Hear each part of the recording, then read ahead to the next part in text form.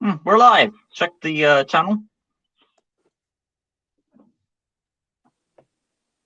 We're live. All right. Hey guys, Lucas Green here, and I am back once again with good old Adam Ferns. Hello. I am. Yeah. Doing fine. Ready for another ranking. Oh, there's Kyle. Look, one of the moderators is here already. Hello, Kyle. So for today's list, as you can clearly tell, we are officially doing the Disney films. There's a pause there. Doing the Disney films because I don't have my title up on this one, so I have to take what I say with a grain of salt. But yeah, I should again. Also, we didn't say this in the last video, I don't think, Adam, but when it comes to these rankings, they can change from time to time. Same goes for Adam here. So if what we say now doesn't apply for all time, sometimes it will probably change because Adam knows two specific movies from Disney that can change from me on the golden era. Yeah. You know what I mean? Yeah. I know what you mean. I'm just experiencing a bit of audio issues with you. I'm just going to quickly leave and come back. Okay. All right. That works. He'll be back. Lego Custom Boy says hi, welcome. Doesn't The Simpsons Darth Vader count? I wish, that would be awesome. I hope to get some customs out, but you never know with how things are. I do want to get out some collaborations with Adam at the same time, though. So there is that to consider. So we just gotta wait for Mr. Ferns and we'll get started. He shouldn't be too long because he knows that we're here. He should have that little thing pop up and we'll get started.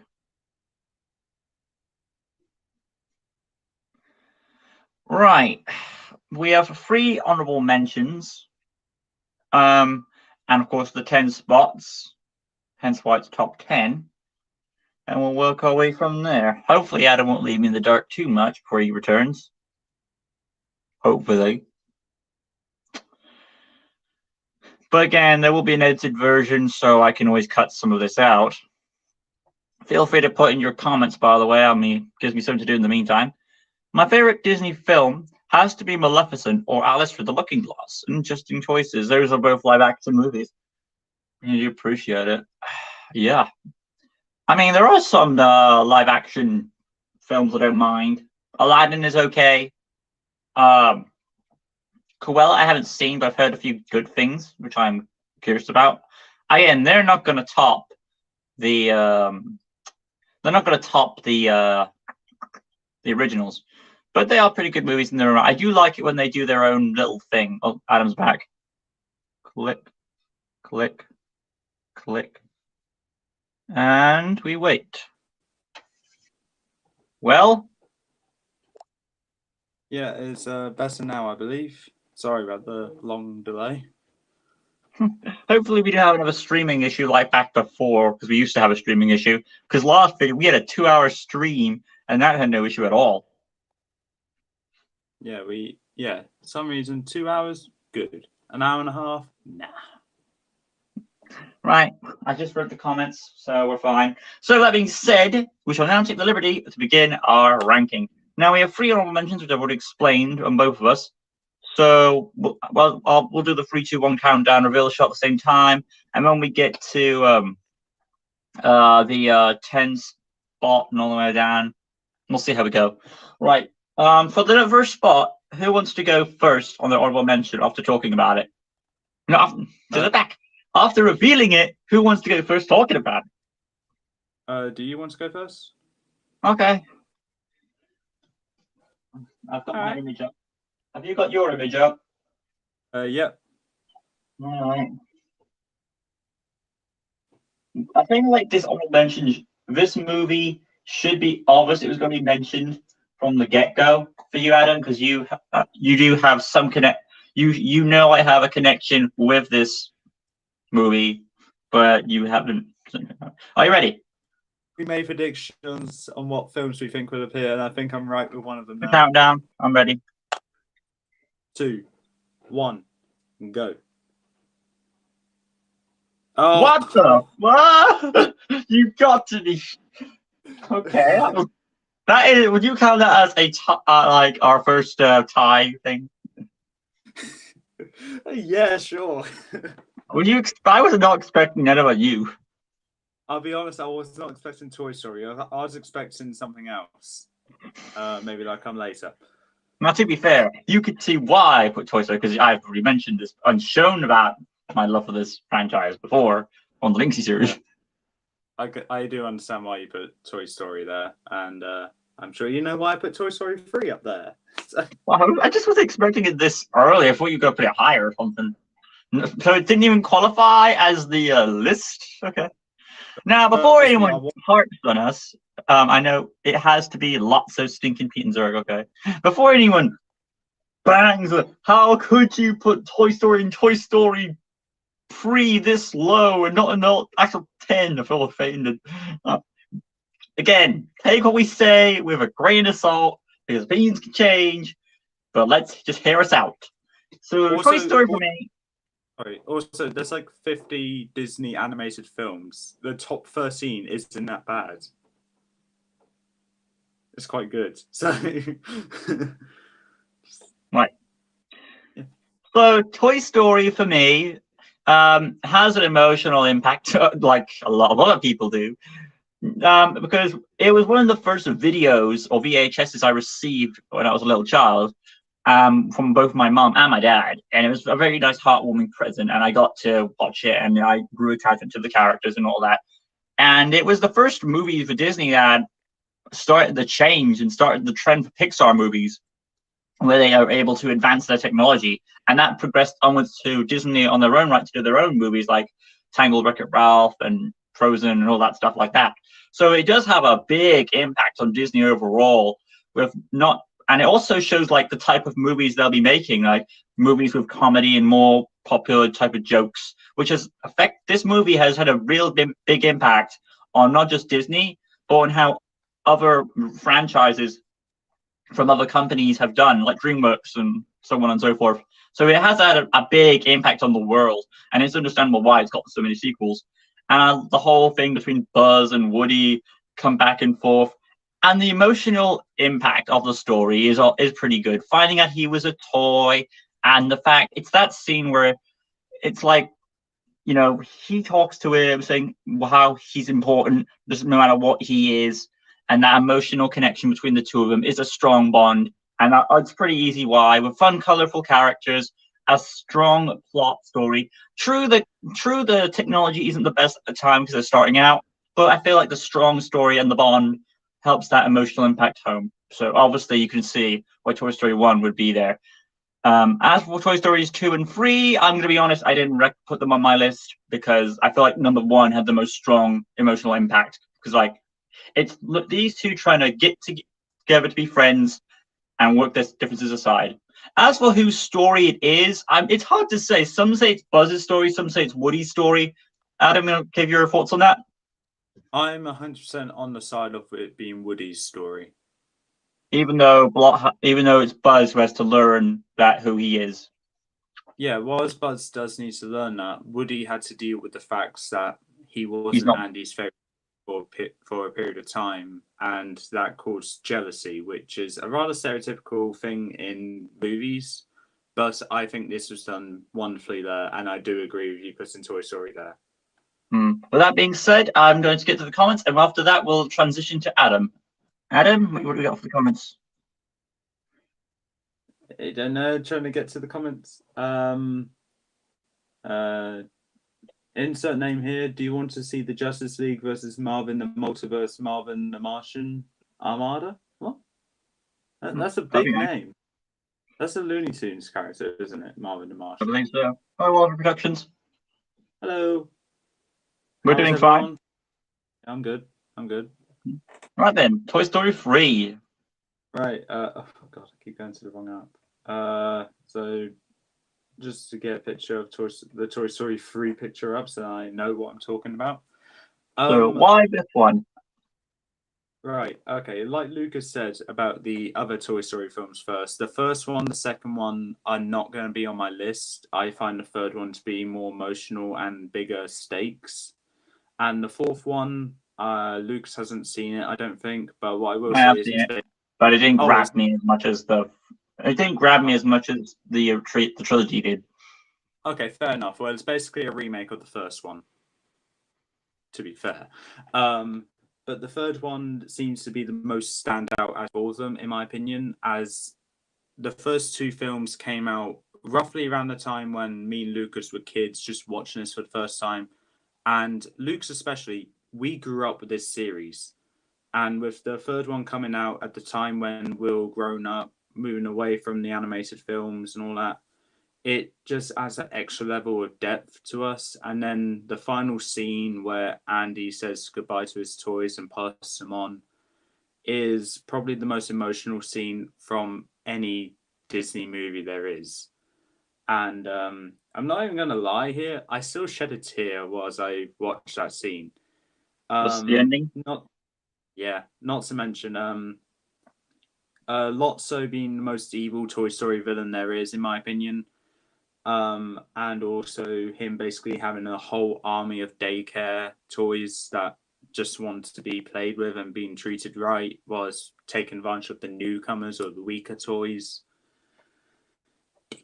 But it's also a story for Woody where he needs to accept the fact that he can't always be there for Andy. If you ask me, every Toy Story movie is based around Woody. I originally thought maybe it's a bit Buzz in the first one, Jessie in the second, Woody in the third, and all that. But I'm sticking to what I say, Woody's for all of them. He's the main character for all the movies for me. Well, yeah. Well, if that's the case, then it's a good thing they got rid of him, probably. Okay, that's just no, he's not dead. Don't worry. I didn't mean that he's dead. That he's is not uncalled. That is so uncalled. I mean, I didn't mean it that way, but focus on other characters and all that. Yeah. Maybe Bullseye gets a chance in the spotlight. Bullseye, he's Woody's horse. Yeah.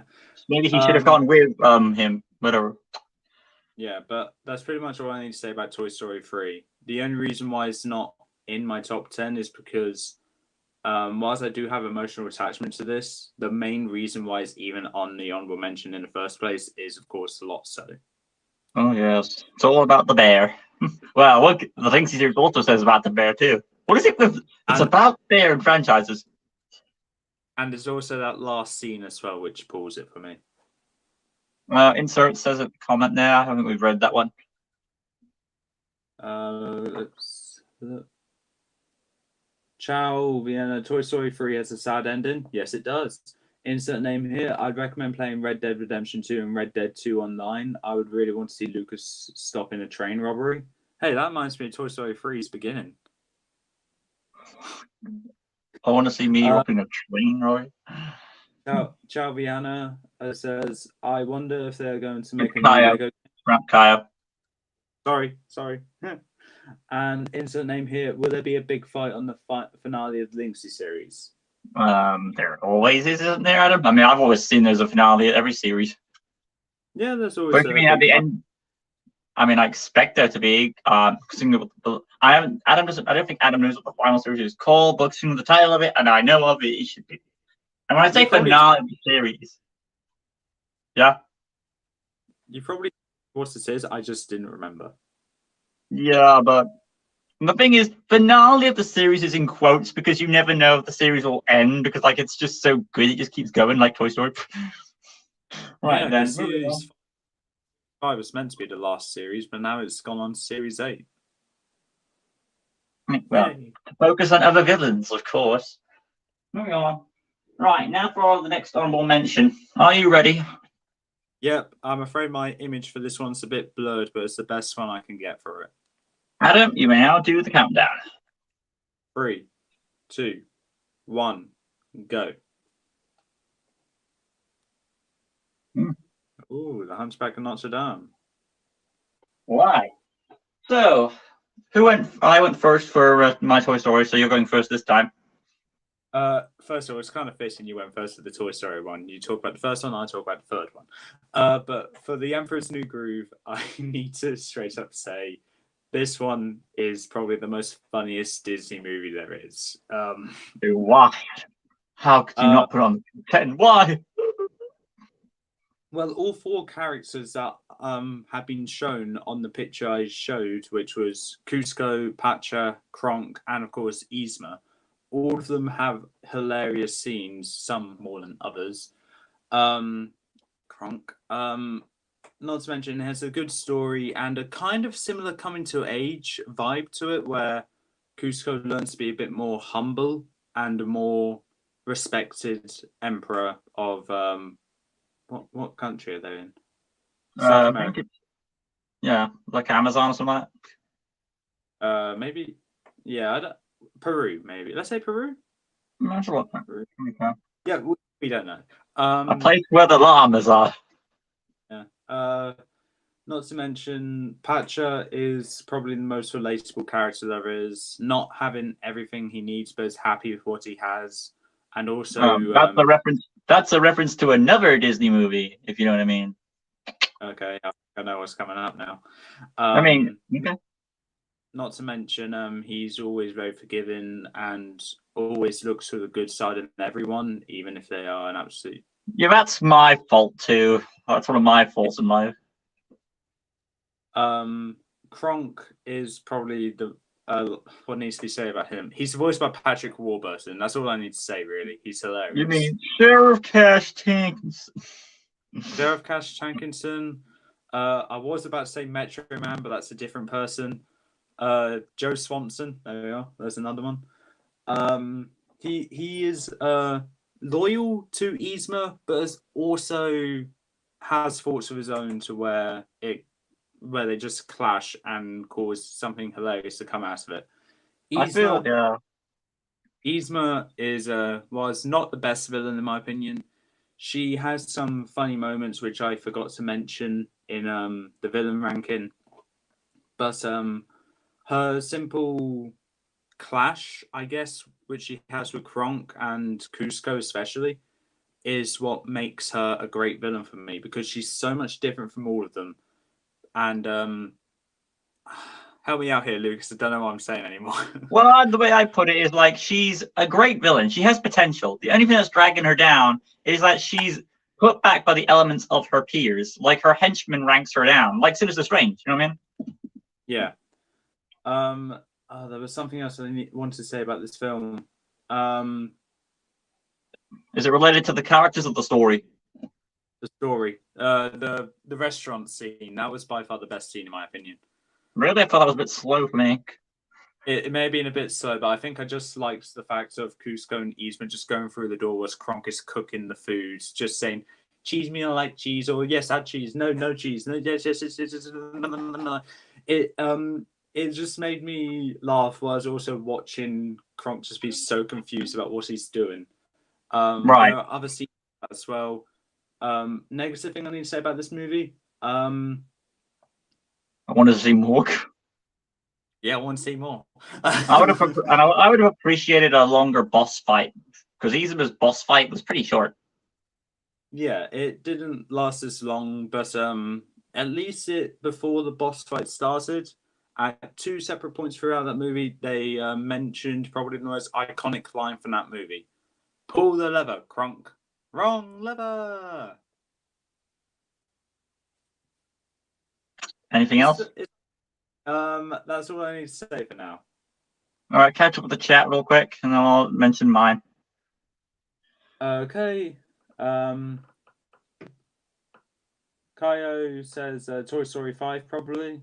That'll probably be focused on Buzz in my opinion, or maybe Woody. I don't know. It really depends who they decide to follow. Insert name here. Is there an ancient race of mysterious people that went missing, like sequel trilogy Luke Skywalker in the Linksy series? Anything's possible. Okay. Insert name here says, does the Jaws franchise need a Jaws 3? No. It has a Jaws. There is a Jaws 3. Well, it does. Okay, it doesn't need to, but it has one for the sake of money. Yeah, it has Jaws: The Revenge as well, which isn't that good either. Okay. Tayo also says Ratatouille. Is that like a movie that you like on the list, or? For me or for this guy? I don't know. It Well, just says Tayo seems to like Ratatouille. it. Yeah, it's a good movie. It's a good movie. Don't get me wrong. Jack Griffin says, "Oh, hi, by the way. Have you seen Kronk's New Groove?" No, I have not. I do plan to watch it eventually, though. It's like a fluffy version of Emperor's New Groove. That's saying something on its own right. Okay. But then again, it is Kronk. You expect it to be more fluffy. Yay! So, Hunchback of Notre Dame. Now, I'm sure a lot of people are going, how dare you? You will burn in the fires of hell for not putting on the top 10. But before Adam goes off on one on me, he can understand why it didn't make the top 10. Yeah, I do understand why. And the reason is very simple. Tonal inconsistency. As much as I praise this movie, take out, if you... Now, there's actually a video. Like, if they really wanted to do their own dark thing with this movie, but they couldn't because they were restricted for the Disney formula. Because if they went the full-on Disney route, you know what would have happened? It would have been a bad movie. No, they would have said if the full-on Disney route, they would have said you need to take a few things out. 1, no hellfire, and 2, turn Frollo into a more type of villain like not Gaston. Governor Radcliffe, that's what I'm thinking of. That's what they said. Oh, that would have been okay. That would have made the movie so much worse. So I was right. It would have made it worse. And of course, take out his vendetta against the gypsies as well. And turn it and they would have turned it into more of a joke than an actual. We get the idea. Okay, that and also Frollo's lust for Esmeralda. They were taking that out too. Those are the only things that I could have lived without. Oh, yeah. It would have made it worse, but it would have been okay. I would have lived with it. It is. But as it stands, Hunchback of Notre Dame is a phenomenal, underrated gem in the Disney Renaissance and throughout Disney. It's one of those Disney movies that does kind of break the formula, but it's not a bad way. It's a good thing because they're taking risks and it shows how the effort was made. I feel like there are 3 or 4 characters that stand out for me in this movie. One is obvious. I know all 4 of them. Okay, who are they then? Quasimodo, Judge Frollo, obviously, Esmeralda, and Phoebus. Well, I'd take off Esmeralda. I would say the Jester stands out more than her. I don't know his name. That's why I didn't mention him. His name is Clopin, and he's the one who provides the narration for the story, and he's like the... How do I put it? He's like the voice of either Notre Dame or the gypsies in general. But it's again, those specific characters help drive the movie and build it up with such great even the score is like Lion King good. And I'm not talking about the soundtrack songs. I'm talking about the actual score itself. It has this big Celtic weight, and there's this feeling of God in there. And the fact, of course, seeing Frollo do all the thing I didn't mention this in my villain ranking at all, but I should have said it here. One of the things I like about Frollo, Adam completely agree with me on this, is the fact that he's the type of person which is he does something that is a lot of relatable to a lot of people nowadays. And yeah, okay, aside from the whole sin thing of gypsy, he justifies his actions every time, and that's twisting the knife, and his BS excuses kind of like, yeah, true, he did that, but that's again, it's really awesome. Quasimodo, likable main character. You can see where he's coming from. I mean, we're not all not perfect looking human beings, but then again, what is perfection? No, there isn't. And Esmeralda's okay. I feel like Esmeralda is like a plot device. She keeps getting torn right and left between in this love square relationship, because you've got Esmeralda, Frollo, Phoebus, and Quasimodo all in this relationship love square thing going around. Esmeralda's bounced around like a soccer ball. And then I would say it's a Another thing I would say is a bit rude is for Esmeralda to kiss the captain in front of Quasimodo. Like, expect him to have feelings. No, fuck that. Apparently not. Hell with that. Take that back. Sorry, don't take the hell. Ignore the hell part. But yeah, overall, as much as I appreciate this movie, I really do. I've got it on Blu-ray. It's great. But again, because of the tonal inconsistencies from dark, fire, hell, and then cut to the gargoyles, and then back to hell. I mean, like, get me a break. Even in the festival scene, where it starts off with of course, the people throwing food at him, it then cuts to all these goofy sound effects in this ridiculous chase. You know, when Esmeralda's trying to run away from the guards, you know what I mean? Yeah. So yeah, it's very hard to. The creators wanted a good Disney movie, but they were held back by Disney themselves, and that's what happened. And that's why, for me, as much as I love it, that's why Hunchback didn't make the top 10. But still, great movie of all. Enough for the comments. We're a bit behind. Okay. Oh wow, very far behind. Super Legend Star Wars Universe says Lion King. No one loves. Don't Kaio says Mulan. Yep, great movie. Insert name here. In what other timelines do you want to see Disney princess movies? I have no idea. I'll answer that. Wait. He explains it later, but I got other comments to go through. Kaio says, I hate Gaston. Wow. Jose needs response saying the power of Gaston's chin, and Kaio responds saying Gaston's chin. 6 laughing was crying emojis. And then insert name here. In what other time periods do you want to see Disney princess movies? And do you think original character, a Disney princess adventure video game would work? That would be cool. I've done it with Epic Mickey, so I don't see why I could do it with princesses. Yeah, maybe. In what other time periods? Oh, right. Okay, I get it now.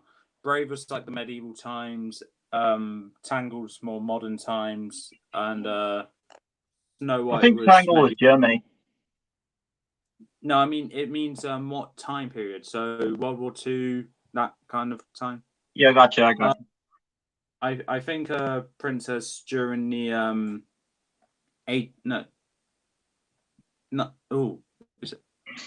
17th century England. 17th century England. That might be good.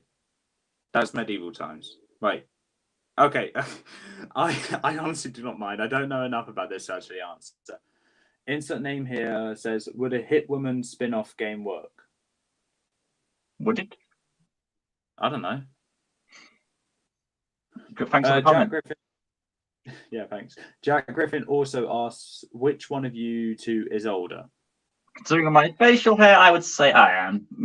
Well, I got facial hair as well, but mine's better than yours. But yeah, I'm 23, and he's not. I'm 19. Okay. Don't worry, Adam. You get to live longer. I turned 20 at the end of the year. Hercules, somebody kills Scar. Yeah, they see the skin of Scar. Yeah.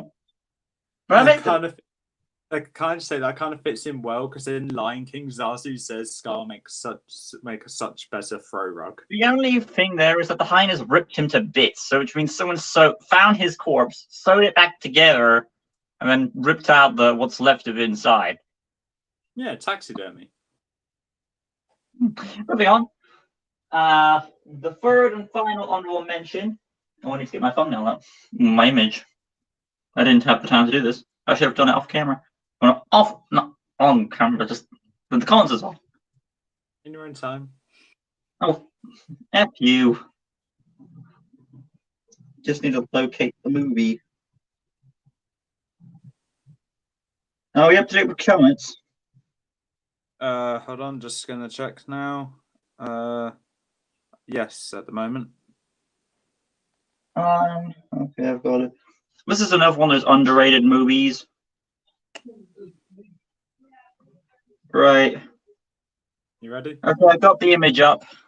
Right. Okay. When you're ready, Adam. 3, 2, 1. Go. Yep. Treasure Planet. Wow, we were one off from doing a tire. Now you know why. I know why I was trying to hold in my laughter when you revealed Hunchback of Notre Dame. Well, you said that honorable mentions had no official order, so you could just swap one around.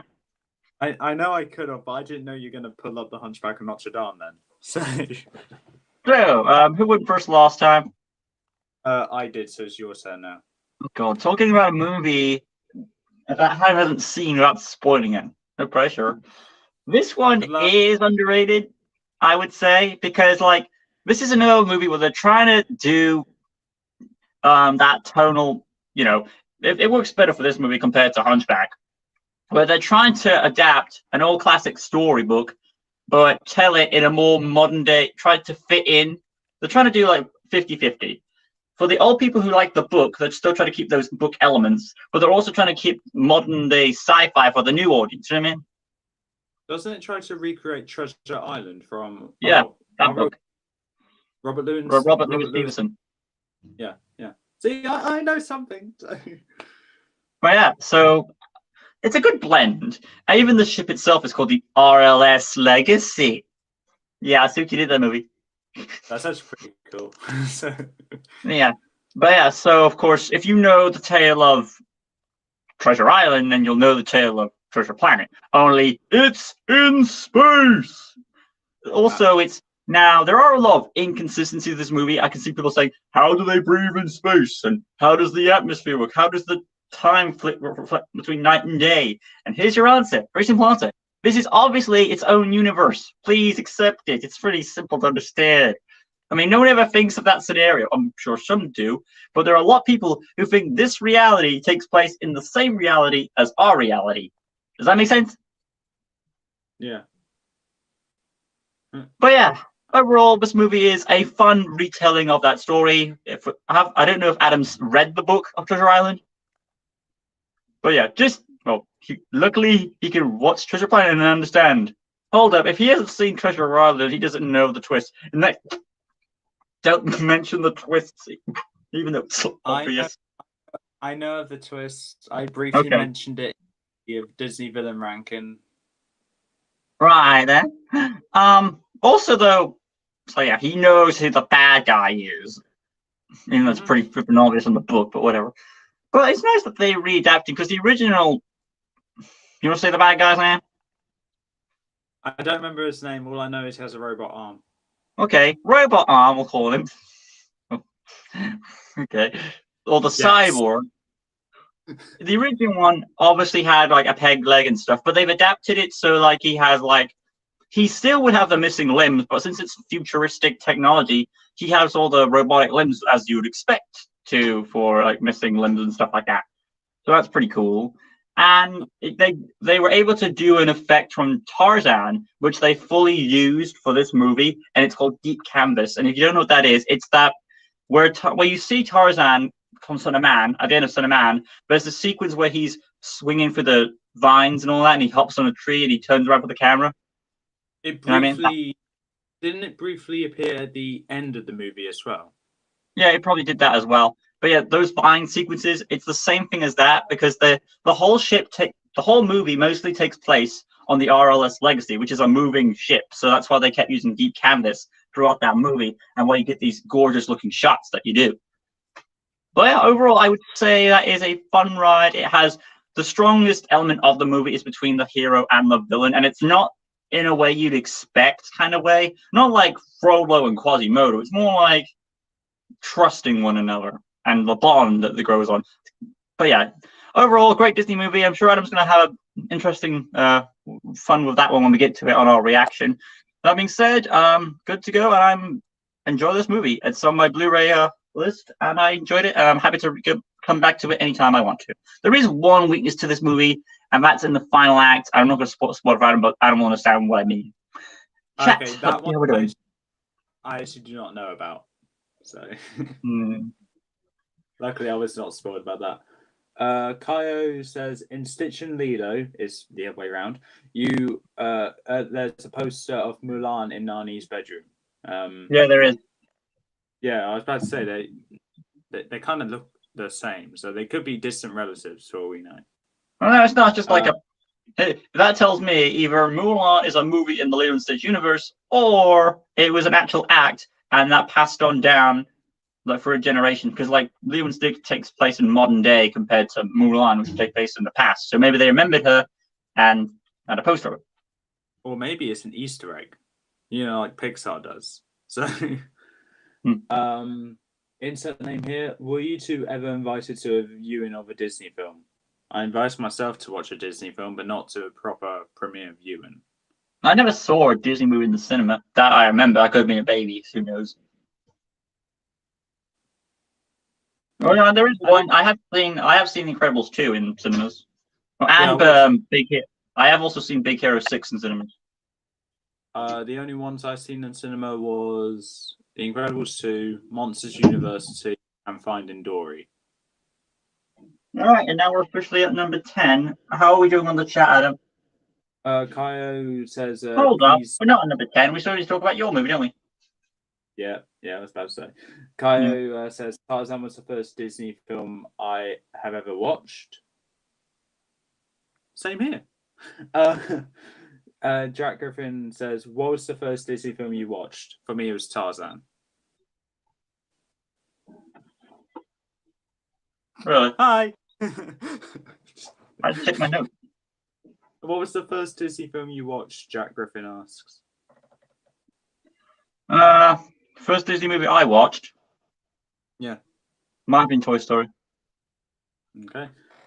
Jack Griffin also says, have you seen The Hunchback of Notre Dame too? No, I have not, but I know the animation is a lot worse. Well, it's supposed to be. It's a cheaper movie. And the villain is more vain. Okay. It's a disappointment. Right. Now, I believe we're caught up with the comments. Time to get on to the topic of The Hunchback of Notre Dame. Again. I'm sure when we get to we know, Adam, when we get to Disney songs, we're also going to be talking about it again. Oh yeah, definitely. God damn it. So first thing to point out of Hunchback of Notre Dame, the problem I have with it is the same problem that Lucas has with it. It's the tone. It does not know what it wants to be, and it had a good plan put into it, but Disney itself had to make it more child friendly because it's a child's movie. I'm just impressed with the stuff they got away with. Yeah, I'm still surprised. Yeah, I'm actually really happy they got away with so much. But yeah, the parts that were able to keep in are the parts which I absolutely love, and that kind of gives you a hint to what my dark side is like. So Judge Frollo is easily my favorite character in that movie, with so many reasons, being his ideals, the way he stands up for what he believes in, and also using his words as his most powerful weapon, his lust for Esmeralda, his hellfire, of course, his death, a bunch of other stuff as well. Frollo is, in my opinion, close to a perfect villain. He is. Anything dragging him down? Yeah, he wasn't number one on the intimidation list. What the hell, Lucas? What the hell? When you see, I've already justified my reasons. Yeah, I know you did. Anyway, though, Quasimodo, when on my first viewing of The Hunchback of Notre Dame, within the first scene with him in, I instantly fell in love with him because of how nice and caring he is, and my love for this character just grown as the movie progressed. Esmeralda, like Lucas said, just seems like a plot device. Just seems to be stuck in this love square with three other people. One seeing her as heaven, the other seeing her as hell, and the other one seeing her as who she is. I'll let you decide which one's which, because it's kind of obvious. Phoebus, I don't really care for, though. I do like his ideals. I do respect the fact he draws a line at certain things and he's not afraid to stand up to Judge Frollo. But other than that, he just seems like that stereotypical, hey, I'm here to steal your girl guy. This time he actually succeeds. So Well, you say he's here to steal your girl. Is that Phoebus talking to Quasimodo or Frollo? both. Okay. Well, he doesn't say it. Yeah. Another thing that pulls it down for me is actually the gargoyles. Yeah, that's obvious. The tall one, I do not know the names. The tall one is all right. The other two, I do not like. All right, a bit real quick. The gargoyles are named after Victor, Hugo, and Laverne, which is the name of the author. That's why. Okay. Well, the big one, that one's the only good one in my opinion. You've got the pacifist, you've got the old lady, and you've got the glutton. The pacifist is the good one. Yeah. What else to say about that? Nothing really much else to say that Lucas hasn't already said. Thank you. I mean, there is something I want to say about this, and that is two things. One is they could have easily take out Hugo, the goat banging one, keep Victor and Laverne, and you're fine.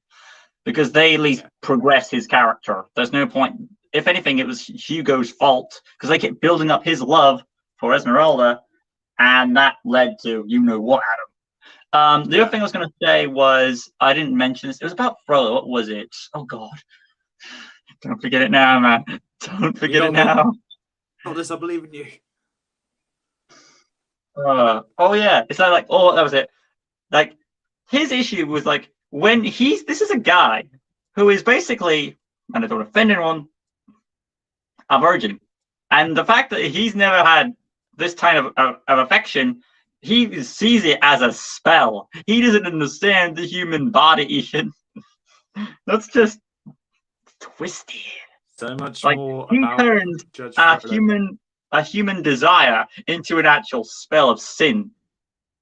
That fascinates me. Like, it's like a David Tennant where it fascinates me. Like, really? Okay. Okay. Well, technically, I know he's not the one, but isn't he kind of a man of God kind of thing? So he has this religious vibe to him. If so, then that affection won't be until after marriage, though. So I'm trying to defend Frodo. What is wrong with me? Defend him. Why am I defending Frodo? Also, for the books, if you don't know about anything about the book, according to the book, Esmeralda is supposed to be in her teens. Frollo is supposed to be in his 50s. Oh, that's so much worse. 16 to be exact. And I believe the characters look about, Esmeralda in the movie looks about early 20s. Frollo looks about 70, if that's being generous. Quasimodo's 20. Phoebus about mid-20s. Yeah, mid-20s. There's a lot of young people in this movie. Anyway, though, that's all.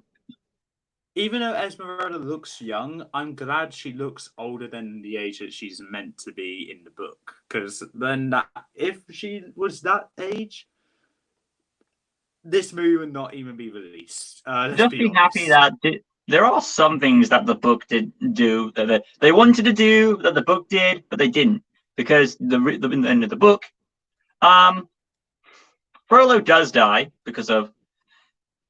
I think it's Quasimodo accidentally stabs Esmeralda out of a judge of jealous rage because he thinks she's dead, and then he wraps his dead corpse around Esmeralda as he's dying with her. And no more, no. If that happened, okay. Okay, that's enough Hunchback of Notre Dame for us. But yeah, one question, Lucas: are you surprised that the Hunchback of Notre Dame was not on my top 10? I mean, no, because I would explain why and my justification for it. Yeah. So I can understand where you're coming from because it's basically the same reasons. Well, I explained it. For me, it had to be in the honorable mentions. It shouldn't be in the top 10. But it is just a good film. But Disney, just blame it on. It's not the creator's fault. It's Disney wagging its finger. Yeah. Back to comments. Kaio says, "Is Big Hero 6 and The Incredibles related?" Yes, they're both superhero movies. Kaio also says, "My favorite Disney movie is Bambi." Just take the gun, shoot the deer, and there you go. More power to you there. I have only watched half of it, and I kind of found it a bit boring. But more power to you there, though. Yeah, Clayton was in the forest. Oh yes, that explains so much. But I thought it was Gaston, though. Okay, then it was Gaston in the forest. They're both hunters. Okay, so now at the top 10 now. Have you seen Lion King 2 and Lion King 1.5? Me, yes, both of them. Adam? Yeah. I have Okay. seen both of them, and Lion King 2 is amazing. Awesome. It's not the original, but it's still quite good. The villainess is very close to Scar, if not more so. I think the remakes are the worst. Remakes of what? If you mean the Disney live action remakes, I get you. Oh yeah. Moving on. I'm trying to catch on this list. Okay, we're now at number 10. Who's going first for this one? You are. Of course it is. The awesome one. Hold on. All right. Oh no, it's me. It's me. Sorry. Is that being honest or is that a joke? It's being honest. I was just I was just thinking about it because when you're ready. I went first to the Emperor's New Groove. You went first with Treasure Planet. Then I'm going first with this one. So 3, 2, 1. Number 10 is. Ooh.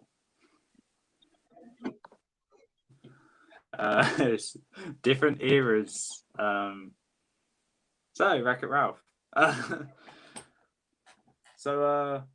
First thing to say about Wreck-It Ralph, I am a huge nerd when it comes to video games. I just don't know a lot about them. Watching this movie, I was ready to catch so many video game references like Sonic, Pong, Qbert, Pac-Man, and a bunch of other stuff. Even maybe Pokemon if I'm lucky. There was no Pokemon. Street Fighter, Tapper. Yeah, the Street Fighter, Tapper. Just Dance. Technically a Call of Duty and Mario Kart spin-offs as well. So many other stuff in that movie which had so many references. Every single detail is phenomenal. And the story is actually a unique one of a bad guy not wanting to be the bad guy anymore. Spoiler. That's not a spoiler. That's the story plot. What I was about to say, though, is a spoiler. So, spoiler alert. But the bad guy accepts who he is, though. That's the difference from so many other Disney movies that have that similar plot, which there are listed of. Anything else to say about Wreck-It Ralph? The villain is probably not the best, but probably... How would you describe King Candy in Turbo? One of the best twist villains. There we are. It was one of those twist villains which I didn't see coming, and I don't think Lucas saw coming as well. Did you? Mm-mm. No. We're both little dum dums, but we didn't see this twist villain coming. I found personally Fix-It Felix hilarious and probably the funniest character in that movie, actually. The townspeople, nice landers. Yeah. I just gonna throw this out there. I do not care for them. I honestly hate them. Well, it's not really their fault. They're just led by Gene, who's basically the Mr. Potato Head. Gene is the worst, and yeah, I agree. Mr. Potato Head, I also do not like. So it's always the man with the mustache who causes that stuff. Yeah. God damn it. Anything else to say about this one? Not really. I think it's more to do with the fact the bad guy wanted to be a good guy, but wanted to be the good guy, he did the bad guy thing by going turbo on this game, who is a bad guy. So that's good. I'm bad, and that's not good. I will never be good, and that's not bad. There's no one else I'd rather be but me. I honestly feel like Zangief here by saying you are a bad guy, but that does not mean you are a bad guy. This is confusing. Negative thing to say about Wreck-It Ralph is the fact why the fact that it's so low. Negative thing to say about it. I think it's just to do with the fact that even though Ralph and Penelope have a good formula together, friendship formula whatsoever, I do not really appreciate their friendship, considering one is a child and one is a middle-aged adult. This is very similar to Frollo and Esmeralda here. So, what? It's a friendship. It's not like that. You're taking this too far. You're taking your Hunchback thing onto other movies now. Yeah, I need to go see other movies. I really don't have anything negative thing to say about Wreck-It Ralph. That was literally the only thing I could think of, and that was a last minute thing. The final fight was actually quite good. All the sugary hints, callbacks were nice and made me really hungry for candy. And also that scene where Ralph destroys Penelope's cart is not the most emotional, but is also a very emotional scene in all of Disney. Especially a little fade to a darker shade of all the color, of all the characters' colors. I don't know if that's just me or if that's in every movie, but that's what it felt like to me. It goes from a very light, happy, then just goes a tad bit darker. But that's pretty much all I need to say about Wreck-It Ralph, because there's nothing really much else I can say about it. Okay. Anyway, let's hear about Aladdin. Aladdin. Aladdin's a great movie. It has all the elements that make it stand out as a good, iconic Disney film. From its main lead being, you can see where he's coming from, a relatable character to get you clicked in. Also from the Princess Jasmine, who's apparently, according to a lot of popularity, one of the more appealing Disney princesses, because Stardust of the Midriff. Okay, thank you. And then you have the villain. Even though he's not one of your favorites, it is the start. It's basically a recycle of the Maleficent formula of the powerful sorcerer trying to get his way because he's sick of being pushed on by the Sultan, who's obviously a bumbling idiot, like, Tarzan. And then, of course, you have the genie, who pretty much stole the spotlight, both in the good and the bad. And I say the bad because, like, from the behind the scenes, if you don't know, Robin Williams said that he'd happily do it and all that stuff as long as his character wasn't used to sell the movie. And Disney, being Disney, broke his agreement. And that's why he got angry and never showed up for the sequel or the series, but they sorted it out and he came back for free. We know he didn't appear for the live action remake either, because he wasn't alive. No, we didn't need to mention that. Don't want to make people sad. Thank you, Adam. Thank you so much. Moving on, no. Great movie though. Robin Williams, one of the great, was the start of bringing celebrities in, but great fun he had, mimicking all these different impressions and doing all these fun jokes that didn't felt forced or out of nowhere, because here it makes sense. He's a genie. He's supposed to have that fourth wall breaking humor. And then, of course, you have accepting lies and telling the truth and being honest with yourself, which is something we students learn today. And overall, a good movie with an enjoyable ride, a good soundtrack too.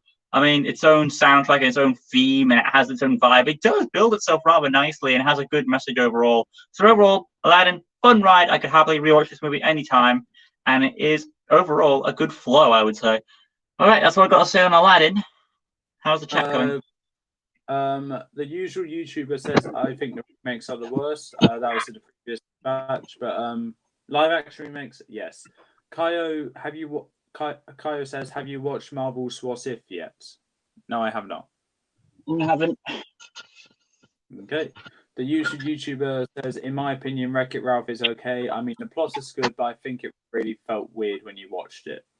That's actually really accurate to what I've been trying to say, but I failed so badly at saying. But yeah, thank you for summarizing what I was trying to say up.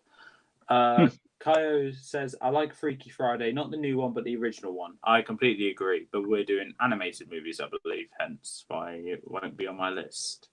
No, it's basically any type of genre, so that would have counted as well. You wanted to put that on there. God damn it! Okay, maybe in the future. I did say everything. Live action Pixar. Right. Okay. Forgot. Would you have put it on your list? I probably would have, yeah.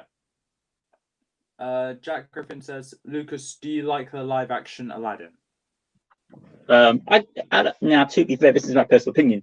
I would say it's one of the better live-action Disney, not counting Cruella, even though I haven't seen it, but I feel like it's going to be better than Aladdin. I would say it's the best live-action remake, recycling its entire formula. Yeah, I always think the original Aladdin is far superior than its counterpart. But compared to, like, if you ask me which is the best live-action, again, I haven't seen Cruella or the Maleficent stuff, so I don't care for it. I would say Aladdin. I haven't seen live action Aladdin. I have seen live action Alice in Wonderland though, and it's better than the original. Because I haven't seen the original. Well, you can't judge that. I know. Jack Griffin says, one thing I don't understand is when the genie is free, he still has his powers. Oh, he does, but his powers aren't as strong as before. Because, like, genies are only more powerful when they're imprisoned, which is why Jafar is more powerful than the genie in the sequel. Yeah. The usual YouTuber says, are you going to do Pixar? Pixar is included in this list. So, yes. But if you mean Pixar's his own video, you want to do that? And just so you get my pick. We probably might do Pixar as a separate video, but we may not. I'll be talking to Lucas about that. We just established that we were only doing Disney one playlist. Yeah, we will be talking about that, Adam. Okay, guess we're doing it then. Right, I got my number 9 ready there. Yeah, I got mine. This was a tough cookie, but then all of these were tough cookies. When you're ready, do the countdown. Okay, 3, 2, 1. The Lion King. The Lion King. Big Hero 6. It's higher than. Well, it doesn't matter. So who went first last time? I did. Oh, my camera's reversed. That explains what happened there. Ugh. Change, you piece of garbage. There you go. You've got a baby. That's all. Go on then. Right, yeah. Your turn now. Right. The Lion King. Now, this should be on the list because of offend the human race if you do not see it. Now, obviously, The Lion King was the high point of the golden age of Disney, where it brought in a lot of hype and all that praise. And the behind-the-scenes reasons for this movie's making was, at the time, I forgot his name. Was it Katzenberg was his last name? He was trying to be the new CEO of Disney, or the head honcho of Disney. So he put up this big plan just to get this going. Like, so far my movies have been a success. So I need to make a big, awesome movie so I can get that job. I make The Lion King. And do I get the job? No. I'm going to start DreamWorks. But so the fact that there's some evil goings on and it led to DreamWorks, but this is the last project he did before leaving. Okay. But still, he left on a grand note. Good on you, mate. But yeah, great movie, based off Hamlet and Shakespeare and all that. I mean, even the intro alone demands you to respect from this movie. So the intro sucks you in 5 seconds or like less, and then after that, you see the rise of the king, and you see the son and their growth and their bond build up, which is obviously. Now, this isn't really a spoiler because it's based off Hamlet, and if you know anything about Hamlet, you know what's going to happen.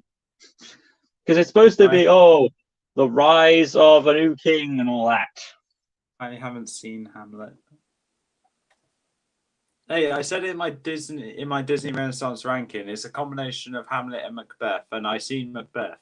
So whatever. Basically, king guy has to die in order for a new king to rise, and it feels bad because he feels responsible, blah blah blah. But it's actually set up by the evil douchebag, and he has to come back to face evil douchebag in order to take the throne. That's putting it in simplistic terms. Yeah. But yeah. So, of course, though, it's helped by all the actors, though, because you've got Jeremy Irons as the villain. That's a plus. You've got Darth Vader himself, James Earl Jones voicing Mufasa, and then you bring in Matthew Broderick as the adult Simba, who's not the best, but I didn't recognize him at first until I rewatched the other movies with him in it. Nala was an actress who did a lot of bedtime story work, and her voice fits for the character. Zazu is obviously Rowan Atkinson, who's done those Mr. Bean stuff. And then, of course, you have the hyenas all fitting their roles, from Whoopi Goldberg to Chicha Marin to Jim Cummings as well. They all fit. All these actors fit their roles, and no one felt out of place to me. Like, oh, I can clearly tell it's someone behind the mic booth. Even the songs are one of the most iconic things. Not just the soundtrack, but the songs, of course. Hakuna Matata, Just Can't Wait to Be King, which is basically insult to your father. It's like, I just can't wait till you die, Dad. Be prepared. Be prepared says no meaning. Because like it was so awesome that Jeremy Irons got so sucked into the song that he lost his voice. So Jim Cummings had to take over. Jeremy, are you okay? You got a bit carried away there. Sorry, couldn't help myself. There's also Can You Feel the Love Tonight as well. Which obviously, that's another thing. Elton John, who has a big hand in this movie, loves that song, and he was offended when it wasn't put on the soundtrack. So he even said himself, "Put it back on the soundtrack." Okay, we'll put it back on. I'm sorry, James. I'm sorry, Elton. But yeah, even the ending builds up. It's like a full circle of life. Like I don't know. I just realized. And then Rafiki the Monkey. Well, here's a tail, so he's a monkey, yes. Overall, great movie, likable characters, great story, easily rewatchable, more than the live action, in my personal opinion. Even though they brought James Earl Jones back for it, you could tell, like, if you were asked, like, put yourself in, Adam, imagine if you were James Earl Jones. You originally did this great big movie like The Lion King, and then you've got to do the exact same performance 20 years later. How would you feel? I would feel, why am I going back to something that I already done? Yeah, he felt, if you watch that live action, he feels bored. Yeah. James Earl Jones, who just...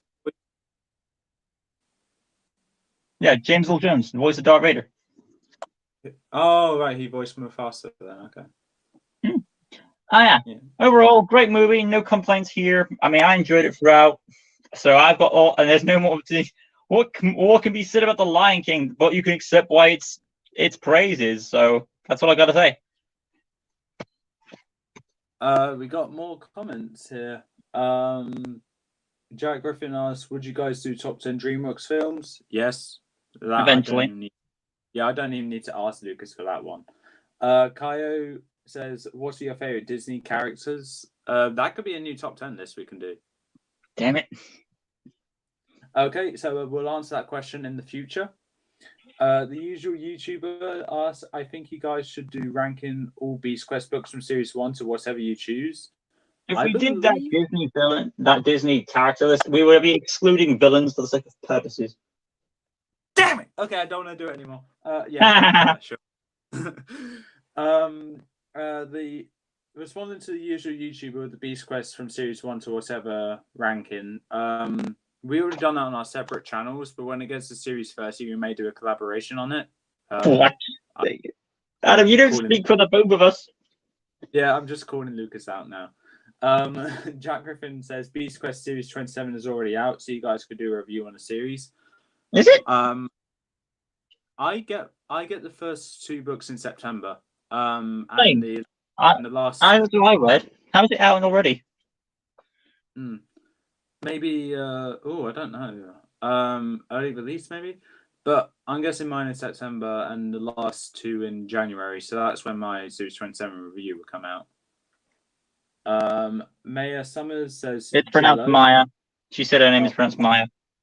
Maya Summers says Jello.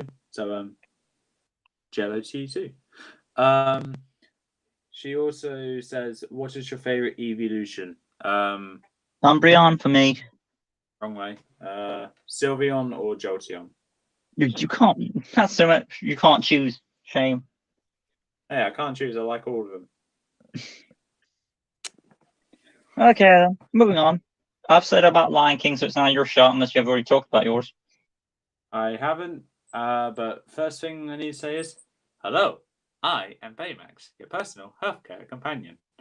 Okay, first of all, Big Hero 6. The main reason why it's here, Baymax, obviously. Baymax is probably the most lovable Disney character there is. And if there's others that is in my list, there is. Okay, one of the most lovable Disney characters. I was going to say the most, but there's another one which I love more coming up in the future. He has this kind of innocent vibe, the big beefy guy just being the most innocent guy there is. It's just like a revenge superhero story as well. The villain being assumed dead and a bunch of other stuff. The bringing together of the superhero squads, Honey Lemon, Go-Go, Wasabi, and Fred. Is it just Fred? Sure, Fred. Yeah, just Fred. That whole montage and all their superpowers are actually kind of awesome, in my opinion. Especially Wasabi's abilities, my favorite. And of course, Hero being the generic teenager, wants to be a rebel, but after come to terms with a loss he experiences, he decides that he's going to use his brain for good and pulls together this whole team together to stop the main villain. Which, as for that villain's plot twist, did you see that coming? I actually did not. Did you? Don't tell me you expected the red herring. No, I expected it to be someone that they didn't know, because it is possible for someone that they don't know. Okay, sure. He was a terrorist. Yeah, sure. Iron Man freeze Mandarin, maybe. What was I going to say now? Yes. I think something else I found quite good about this movie is that Fred is literally every geeky guy ever with the superhero stuff. It's like, oh, we've seen too much. This is the epic car chase where he's trying to try and kill us, but we get away within seconds to spare. And I'm just like, okay, yeah, okay, sure, we'll live with that. I'm just loving the fact that Fred is breaking the fourth wall, and his dad is Stanley. Don't need I say anymore. Which is weird because Stanley's about, what, 70, 80 years old, and he's married to a woman, and they finally had a kid in, like, their 60s or something? It's just weird on the time thing, but whatever. Go Stan! You can do anything. Yeah. Negative things to say about Big Hero 6. I don't really have anything negative to say that I could think off the top of my head, because San Francisco is a creative place of as a setting, as a combination between San Francisco and Tokyo. The superhero costumes and abilities are all kind of creative, and the main villain's motive is also quite interesting to me as well, with the whole revenge by taking everything this guy loves because he took away something that he loves. And then, of course, Baymax's sacrifice, very emotional. Sacrifice is emotional. Because he's a robot. Yeah, it's emotional, but not the most emotional. The most emotional scene is the most emotional thing from any Disney movie is coming up in the future. That's all I can really say about Big Hero 6 at the moment. There's not really any negative to say about it, and there's not really much else I could say about it. Well, I'd say the weakness of that movie for me, and the reason why I didn't make my cut, as much as I watched that movie twice in cinemas, my one weakness is the side characters aren't as, they're just generic. You've got the paranoid guy with Wasabi. You've got the tough girl with Go-Go. You've got the hyperactive girl, and you've got the geeky nerd. They're all basically stereotypes. Yeah, but the only different thing about that stereotype of the geeky nerd is that he's not fat. Normally, the geeky nerd is fat. Like, have you seen Chowder from Monster House? No. Oh wait, yeah, I have. But that wasn't He wasn't really a nerd. He was more like an idiot. There's a lot of comments now. I mean, you want a comparison to the average geeky nerd? I'm going to say one person, and that is Gibby Norton. Oh, God. And was he fat? No. And you should. That's the first. Going back Carry to on. the. Maya says, I like Sylveon and Leafeon. Great choices. Maya says, the emo goes big in Big Hero 6 my girlfriend. Okay, fair enough. Jack says, did you know Stanley voices Fred's dad? Didn't I say that? Yeah, you did. But the comment was before that. Maya says, such a lie. You're lying, Jack. Everyone knows he died. Jack says, when it was out, told you. Maya says, no. Okay.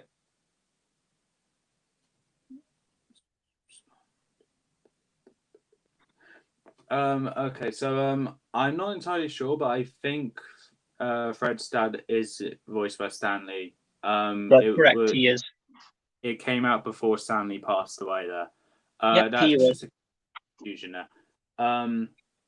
But yeah, I do agree. He is an average geeky nerd. It's lanky, but oh wait, no, that's Gibby. Lanky with glasses, because Fred doesn't have glasses. And the usual YouTuber says, Adam, when is Battle of the Beast NG Round 2 coming out? Oh. Yeah, I don't keep holding that up. What's wrong with you? Moving on to number 8 now. Wow, you didn't even answer the question. I'm trying to find free time to do it, really. It's coming really hard to find free time to do it. I guess I'll get out as soon as I can. Moving on to number 8. Right, when you're ready, on the countdown. 3, 2, 1, go. I can show it. Any minute now. Empress New Groove. Adam, what the fuck? Lilo and Stitch. That was hard for me. What? The Empress New Groove? Yeah, I forgot about Lilo and Stitch. Ah. Can I swap mine for yours now? No, because I already had the Empress New Groove on my list. I mean, no. I just forgot. Oh, crap, I forgot about that. But to be fair, you forgot about A Bug's Life and you didn't mention Hopper on yours. Yeah, so we're even. Right, so I believe I'm going first to this one. So, to start things off, Stitch is that lovable character I was just talking about with Baymax. He is the most lovable Disney character, turning from this violent, aggressive monster to an adorable, very sympathetic puppy. There's really nothing else I can really use to describe that. All the characters are absolutely brilliant, from Lilo being the young girl just wanting to make a friend, Nani being a overprotective sister just to get just to have custody of her child. Oh, not her child, her sister. Her little sister. Yeah, I just realised why I said that as well. I mean, what happened to the parents? Yeah, car crash in the rain. It was raining, and they went for a drive. Yeah, Stitch. Oh, I don't really know what I can really say about that. I already said what I had to say about it. It's just adorable. Jumba, just wanting to see his monster wreak havoc, but also trying to catch him just so he can be free from prison. Pleakley, well, actually, because I know Lucas likes this character, Lucas, do you want to explain Pleakley then, please? What about him? What do you like about him? Well, he's the alien race that he can. As Cobra put it, I convinced the alien race that the mosquitoes were an endangered species, even though his alien race didn't seem that very dangerous. Okay. Pleakley is also voiced by someone who voiced a fair amount of roles in What's New Scooby-Doo. Kevin McDonald, I believe. Yeah, me and Luke's been experiencing it a lot recently. Speaking of which, we need to get back to that series at one point. Yeah, shame on you, Adam. No, it's not my fault this time. I was actually ready. I asked you multiple times this too, and you said no answer. Oh, damn it. I've been found out. The other characters don't really stand out to me. Another one that... okay, tell a lie. There's one other character that's not... Two other Cobra characters Bubbles. What? Cobra Bubbles is one of them, obviously. Three characters to stand out to me. One is Mr. Bubbles.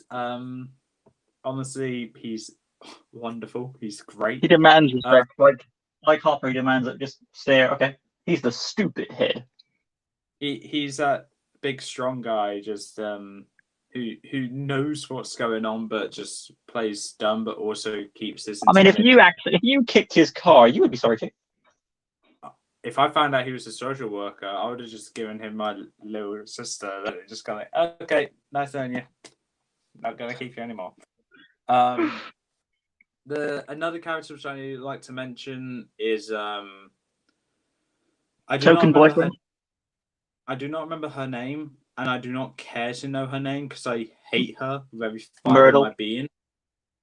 Probably her. The little hula dancer girl. That's an absolute. The one with the glasses, who's known as Myrtle. Yep. Yeah. Myrtle Edmonds, to be exact. I just wanted to mention her because no one likes her. She's very unlikable. That's what I wanted to mention, really. You said three characters. Yeah. And my last one is, of course, David. Token David, who's just there to get the woman. Can I just say, David, my guy, is the most patient guy there is when it comes to trying to get a girlfriend. Nani has a bunch of stuff going on, and every time David gets rejected by his advances, he's like, oh, okay, that's cool. That's cool, because it wasn't like a flat out, no, I don't want to be with you. It's a flat out, no, I got to deal with this at the moment. And it's like, oh, yeah, that's cool. I will be here. And he's got a lot of commitment, I'll give him that. He even has that. That's why he's my guy. He has that scene with Stitch where he's just like, yeah, these guys are confusing. There was one time I remembered where David, I think, attempted to put Stitch down, and that was where he said, I really think they had a chance. Then you came along. Was that supposed to be a negative comment? That's the scene I was talking about as well, actually. I always get confused by that scene. Was that supposed to be negative or positive? See, I don't know. Because it feels, the way he delivers it feels sympathetic, but it feels like a response that would be mean.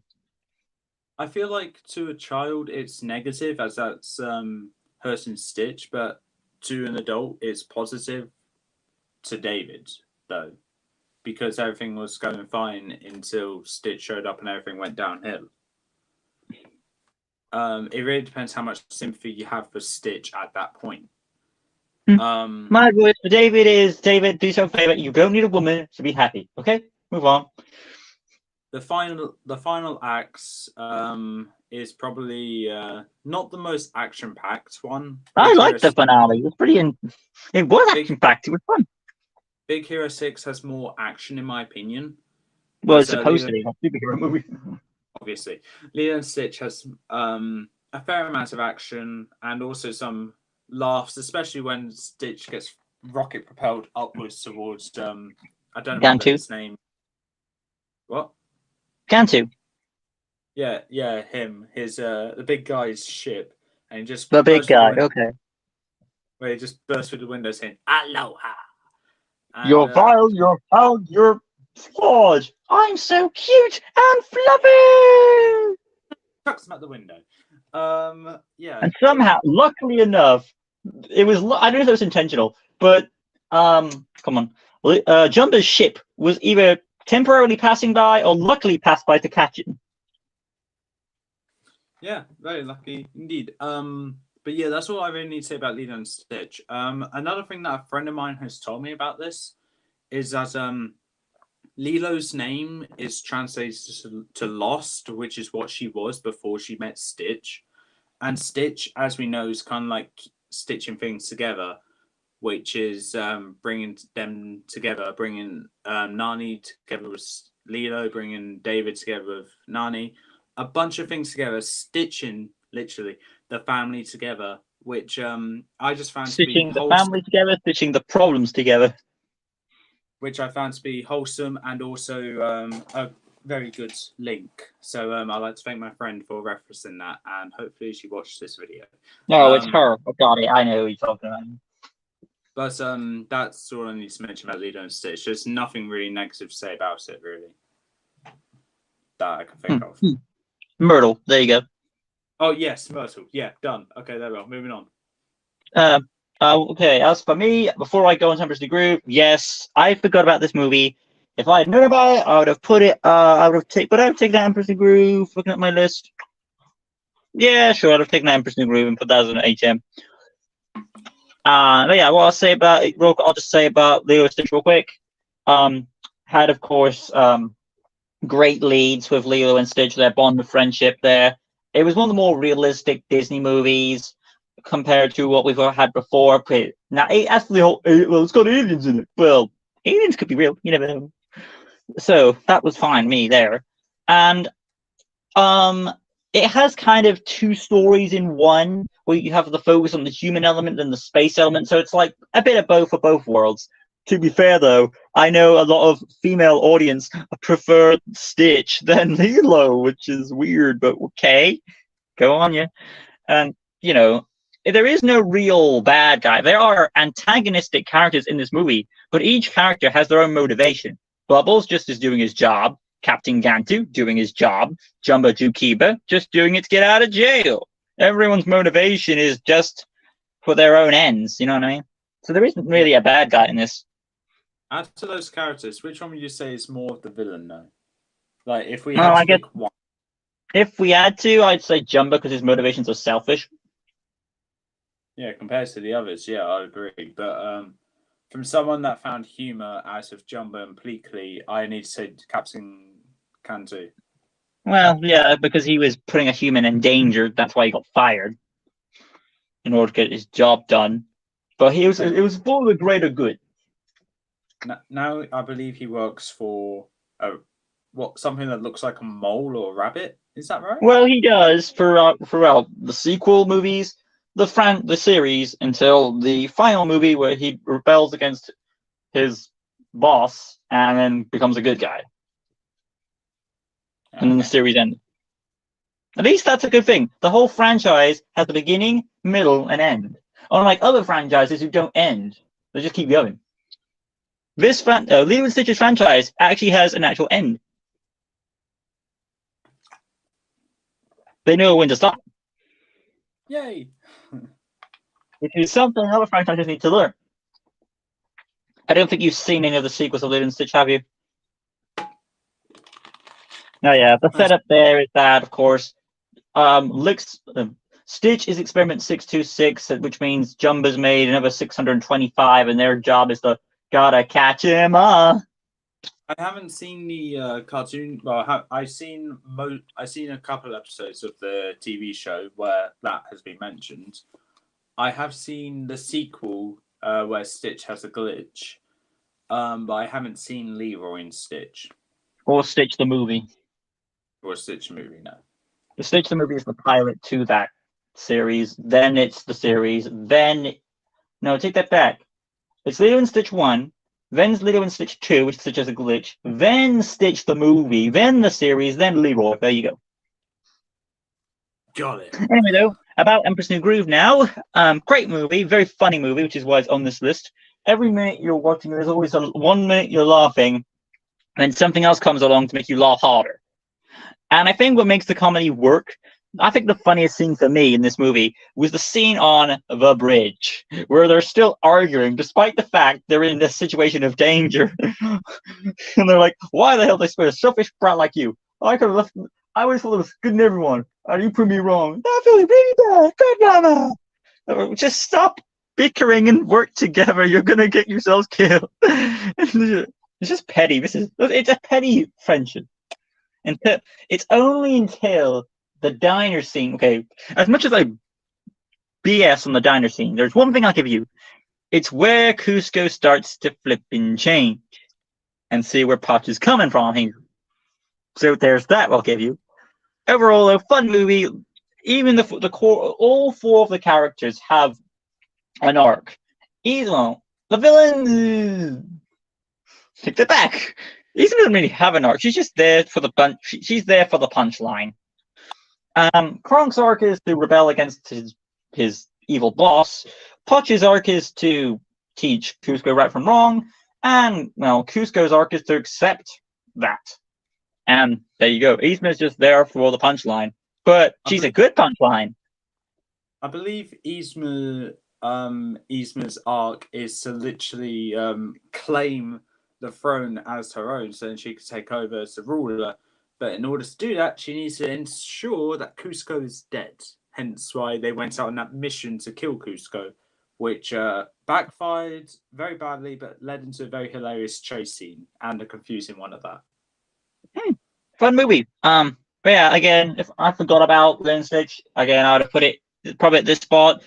But regardless, Emperor's New Groove, also a fun movie as well. So also, we'll say it's a tight spot for me there. Moving on.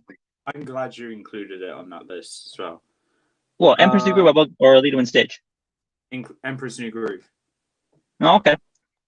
So you're happy that I forgot about Lilo and Stitch? No, I'm not happy you forgot about Lilo and Stitch. I'm happy that you actually had Emperor's New Groove on your list. So okay. Moving on. Insert name here asks, will you rank Disney Channel and Disney XD TV show villains? I wouldn't say so, because I don't think I haven't watched any of those Disney shows or anything like that. And the only one that comes to my mind is Dr. Doofenshmirtz from Phineas and Ferb, and that's it. Is that a good show? It is a great show. Insert name here asks, what is the most fun Hitman map in the entire trilogy? Do you know anything about that? Because I'm clueless. I know nothing about Hitman. There we go then. The usual YouTuber asks, what is something you hated before but now grown to kind of like? For me, it's Brother Bear, easily. I originally thought it was boring, but now I absolutely love the movie. Well, I ask yourself, when did you watch it the first time? When did you realize you changed your opinion on it? The first time I watched it was when I was 5 or 6, and I watched it a few times since then.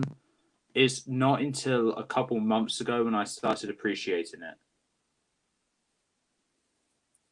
Okay. Right, then I'm just get my shot up. I'm ready. What about you? What is something that you hated but grown to kind of like? As in a movie? Yeah. A movie that Ratatouille comes to mind.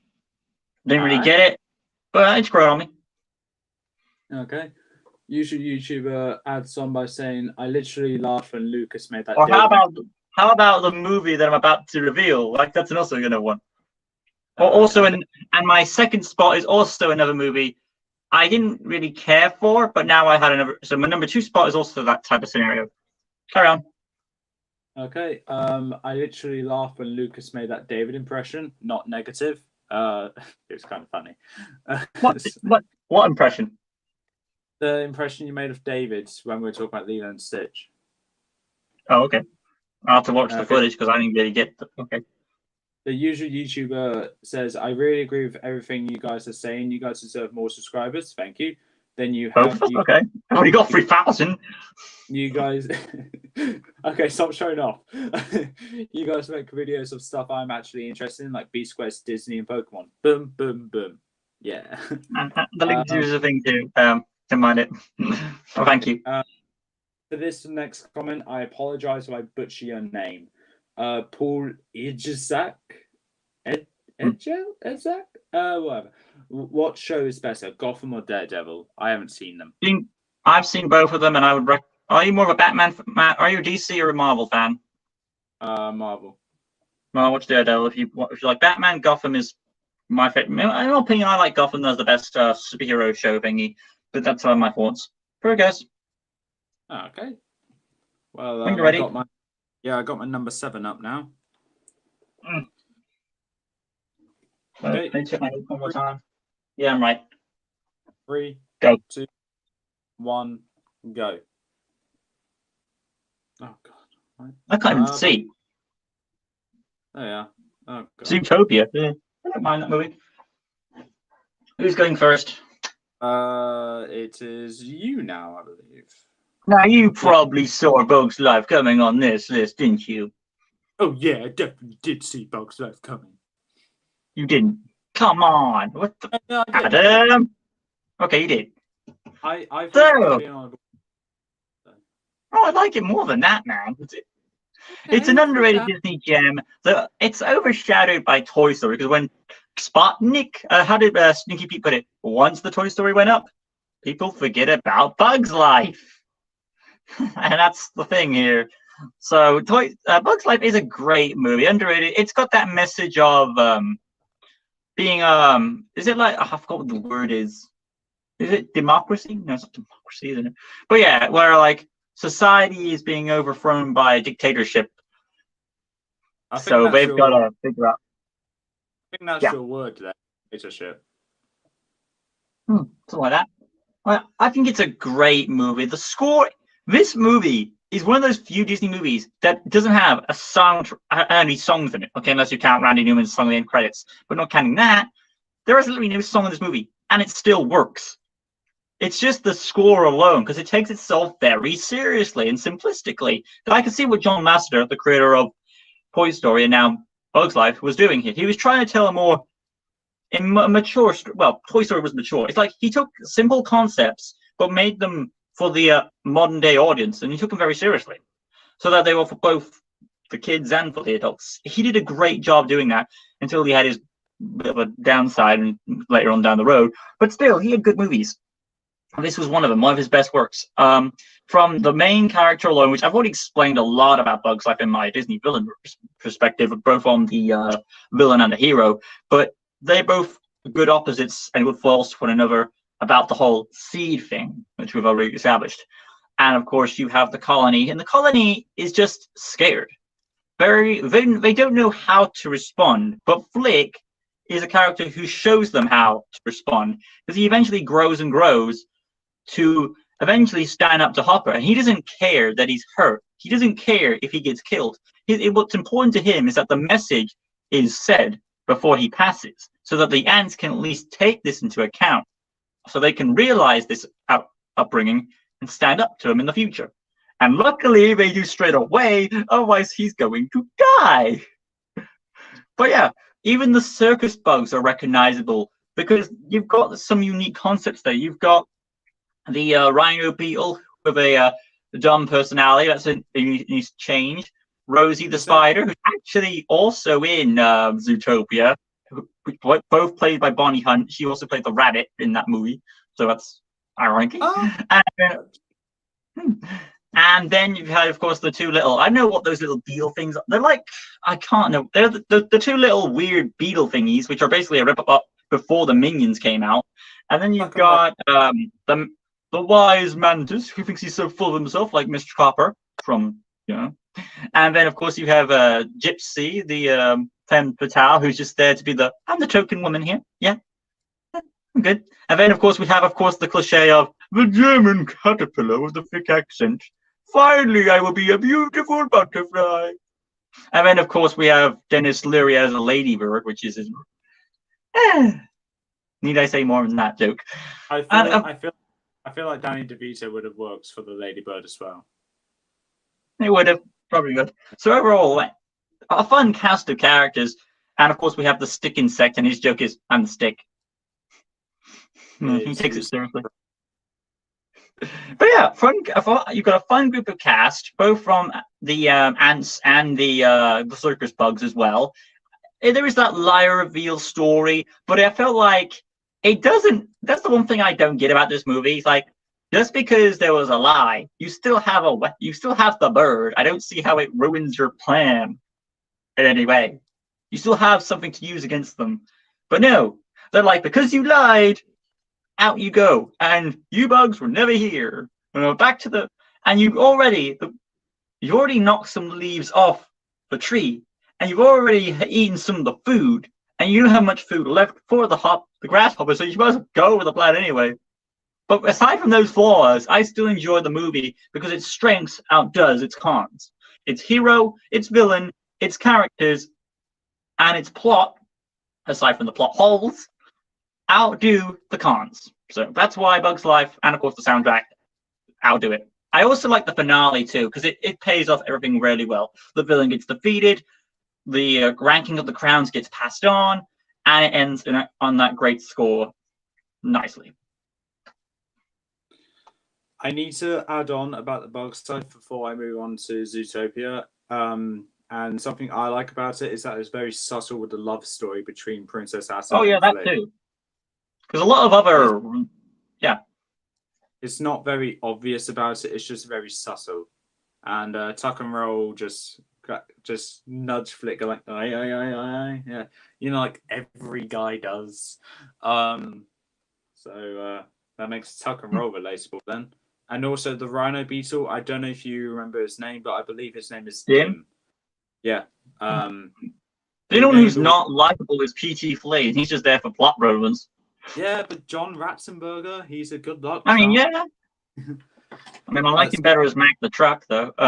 What's the thing I was going to say? Again, I agree with you there on the love stuff. It was nicely, subtly done. And, of course, more time could have passed to show the progression of the love, like Tarzan was. Yeah.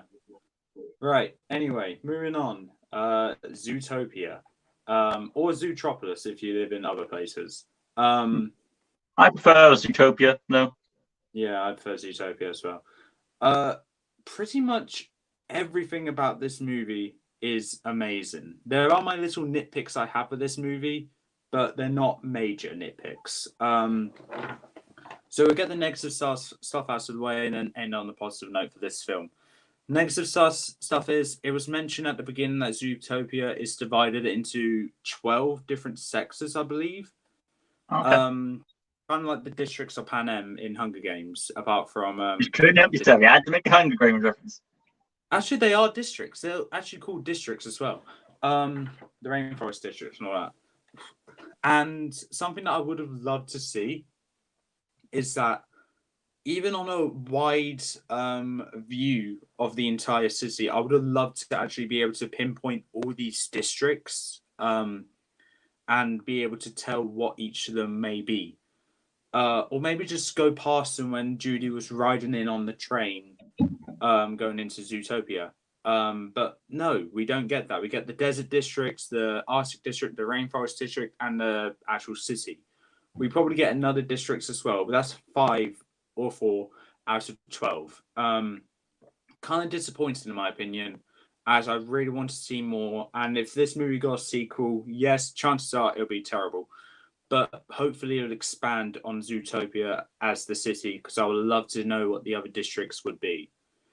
But other than that, there's not really much else to say about the negatives here. Positives, has a good twisted villain. Really? Not the best. It's a good twist villain. It's one. I mean, as soon as you know that the sheep are the henchmen, it's pretty obvious. Yeah, I didn't put that piece together.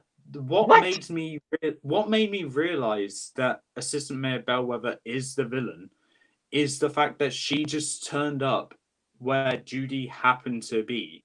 That's where I was like, oh, okay, she's a villain. Got it. The whole plot of making the predators go savage. That's not the first time I put savages in quotes as well. Pocahontas, hello. Yeah. It made the predators go savage.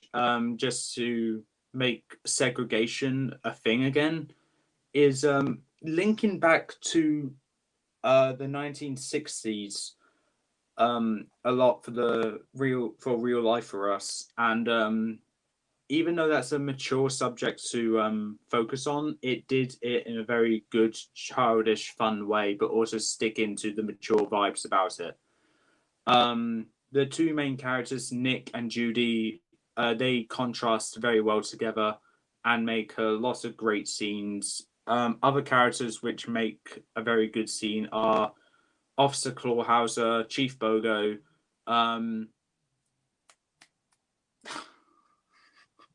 Yeah, just those two. I can't think of any others. The Weasel, I don't. Oh, okay, yeah, I'll count the Weasel. I like that The he Mouse has a. Godfather. Yeah, yeah, okay. Okay, the Mouse Godfather, great. The Weasel. The only thing I like about him is that he had movie rip-offs of other Disney movies. That was actually quite And, good. and foreshadowing movies. Yeah, that generally made me laugh. Also, who could forget Flash? Come on, Flash. Apparently Flash, you, because it took you a while to get it in there. Flash is the best. There was something else I wanted to say about this movie. Like with what you said about Treasure Planet, the visuals are stunning, and it is very well detailed as well, with tiny little details. Small car for the small animals, big car for the big animals, small, medium, and large doors for everything, trains, doorways, even the little hamster tubes for when gerbils or hamsters come out for in their little business suits. And the change of Nick from a he's not really Con Man. not really, yeah, con man. That's a good word for it. To a police officer towards the end, that I think went really well. There's so many things about this film which went really well for me, and it just clicks and was like, this is a great movie. It's gonna be one of the best Disney movies in my opinion to me. It was at one point number one. Then I rewatched a ton of other movies, and now it's number 7. We know they say, try everything. Yeah, and that's the one thing I try to stay away from because I knew I had to mention the soundtrack. It's a great soundtrack. You know, there's only one song, and it's all the score. Yeah, who could say no to Shakira though? The people who aren't fans of her. There you go. Enough. Okay, moving on. Number 6. Check the chat. Oh yeah. Chat's a thing. Kaio says, "Hey, I'm back. Welcome back." All right, Kaio also says, "Calendar Man was in the Suicide Squad movie." Oh, I didn't mention this about A Bug's Life real quick, but I should also point it out. The friendship between Flick and Dot was also really well handled in the movie. It was one of the core elements. Yes. Okay. Insert name here. Just gonna say with your question here. What is the most fun Hitman map in the entire trilogy? Me and Lucas don't know what Hitman is. Yeah, so we can't. That I'm afraid. Sorry about that. Well, I got my thumbnail up for the next one. Yeah, I got number 6 up as well. Now this one I know you're not gonna have in your list. Okay. Okay, 3, 2, 1, go. No, and yeah, Coco. We would have done that. Pirates. Pirates of the Caribbean and Coco. Right, so it's my turn to talk first, and so Coco. Okay, let me get. I have seen it, so there is. Don't bother spoiling it for me because I know the twists and stuff. Okay, let me get the first thing I need to say about Coco out of the way first. The visuals in the real world and the what's it called? The afterworld? I don't know. Spirit What World? is that? What? No, it's not Spirit World. That's Kung Fu Panda. The World of the Dead. The World of the Dead. Both those worlds, incredible visuals. And if I was to pick any Disney movie which has the best visuals, it'll be Coco. If you like that concept. Even though you don't really care for that movie, you need to agree it's a good contender for great visuals. I suppose. Yeah, okay, you suppose then. Okay, that's close enough. That's the best I'm going to get. I like that the plot is based around the Day of the Dead festival, which is a Mexican tradition and Spanish tradition, actually, which has the living relatives honor a day of their ancestors who've moved on to the afterlife, which, in the way I described it, doesn't sound that important, but is a great plot, really, and a great topic to base it all off. With the old grandmother who doesn't remember much and is slowly forgetting her father, with the father just starting to fade out of the land of the dead. Very emotional, and Miguel just wanting to follow his passion, but having his whole family say no to it, apart from the old grandmother who can't remember much because she doesn't talk. But he still pursues it anyway, believes that the villain is his great-great-grandfather, but really isn't. Was that a twist you saw coming? It actually was. You saw it coming? Yeah, because I kind of felt like Miguel and Hector kind of had seemed very similar to each other, but I can't really put my finger on what made me think they are alike. And then the twist came, and it turned out that they were related. I was like, that explains so much. And also the whole story as a whole, Dante the dog is brilliant. I need. Well, he's better than Hey Hey the chicken. Dante is better than Hey Hey the chicken. And I have seen Moana, so I can mention Hey Hey. Plot twist wasn't in Moana. Oh, okay. Hey Hey was in Moana, right? Yes. Okay, I'm not really good at my Disney movies. Other characters I need to mention are, I'm going to put all of Miguel's family in as one, the dead ones and the alive ones. They all have little two-dimensional characters, but they all have the same thought process of no music, no music, no music. How would you feel about that? Apart from Coco herself. That's the great-great-grandmother. There's not really much else to say about this movie. I just love the soundtrack, the visuals, and the story as a whole, and the twist was done very well. And the villain, Ernesto de la Cruz, got his comeuppance by being defeated in the same way he died, which was foreshadowing and also dramatic irony put into one, which is very well put together, in my opinion. So in real life, he died by the bell, and then he got undeadly killed. Well, killed in quotes by the bell. Yes. Now, there's one thing I need to say about this. If there's one negative thing I need to say about this film, is the fact that at some points the pacing can go a bit slow, which can chuck a few people off, especially at the beginning. But if people watching this are patient, they can, and just wait until Miguel strums the guitar, you enter a world that is completely imagined, obviously, completely original, nothing really linking to the real world at all. It's just very well put together and very well designed. And if Pixar makes a sequel to this movie, I will be really, really upset. Because Coco is one of those movies that does not need a sequel. It's perfect the way it is. Okay. So, I'm done with my number 6. Your number 6, which was... Pirates of the Caribbean. Pirates of the Caribbean, yes.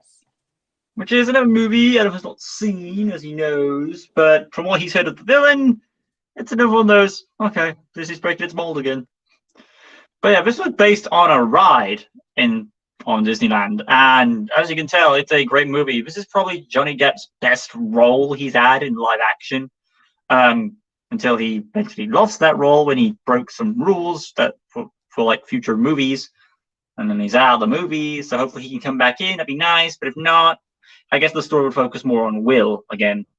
But yeah, so obviously, great. You've got Johnny. Now, the interesting thing about this movie is, like, it's another one of these movies where it's hard to figure out who the main character is. It's either Will or it's either Jack. And it is hard to say because the villain is related to Jack. Jack's whole arc is he wants to get back at his first mate for backstabbing him. And Will's arc is accepting that his father was a pirate. and that, hey, you're not much different to us, you know what I mean? So they both have their own character arcs, and they both bounce off each other pretty fairly well. And their crew they go off finding a crew to rescue Elizabeth, who's been captured by Barbossa because of something that happens into the plot. Because, like, why would you take Elizabeth now? Apart from the appeal, the reason there's more than, oh, let's take her because she's pretty. And no, it's not. And it's not. And they don't take her because she's rich. I mean, they take her because of quote unquote plot reasons, which I don't explain. But it makes sense when you watch the movie. And then it goes on throughout this big chase from back and forth between the heroes and the villains' perspectives, and the score booms up as well throughout. And then, of course, the forces collide and they fight for what they want. And then Will makes his presence known, and then some plot relevance goes on. It's just it's one of those epic grand movies. You can feel the weight of it, like what can I compare it to? As an epic grand movie, like the 1999 Mummy or Predator or Alien, something big like that. Yeah, those big grand movies that come to mind. But yeah, overall fun ride, has a good, and the finale bit takes advantage of the full soundtrack from that big epic score from the big pirate fight. Overall, a great, phenomenal piece, and the ending to all the character arcs ends pretty well timed. So overall, I can't diss this movie any less. And look at this! This stream is nearly 2 hours long, and we're already at 4. We are number 6. Wow. So I'm going to wrap it up here for Pirates of the Caribbean, a great movie, and you can easily see why. Well, maybe Adam can't, but when he sees the movie, he will understand why. You mean if I see the movie, not when I see the movie? No, it's when, because I know you're going to give every movie a chance. Yeah. Okay, I feel like I had to do that. So I can't really add anything onto this movie that I like about it because I haven't seen the movie yet. But stop. But with what you're saying about this has been Johnny Depp's best role, for me, Johnny Depp's best role, no, it's not Charlie and Chocolate Factory. It's actually Edward Scissorhands. Yeah, I've only seen bits and pieces of that movie. I personally think Edward Scissorhands is a great movie, and Johnny Depp did phenomenal in that movie. But that's not the topic of this video, so I can't talk about it anymore. But yeah, I got my 5th place ready when you are. Oh yeah, comments. All right, I need to type in. How's the chat? Tayo says my 2 favorite movies. So is that the ones that we were just talking about, or is that? So. Or is that the ones that you mentioned previously in the chat? Whichever way, great choices. Jack Griffin says, I like when Barbossa reveals that him and his crew are skeletons. Lucas mentioned that in the villain ranking, so not really a spoiler, but yeah, okay. He also says, I also like how at the end Barbossa gets what he wants, but it causes the audience to think he died. And the last one from Jack Griffin, Jack Sparrow is cool. Okay. Well, that's not a sin. I mean, we all already know that. All right, moving on to the next one on the list. We're at number 5. Okay. 5th place is, for me, here. 3, 2, 1, go. Atlantis. And Adam, your light is so bright God can see. Is that Lion King? It is Lion King.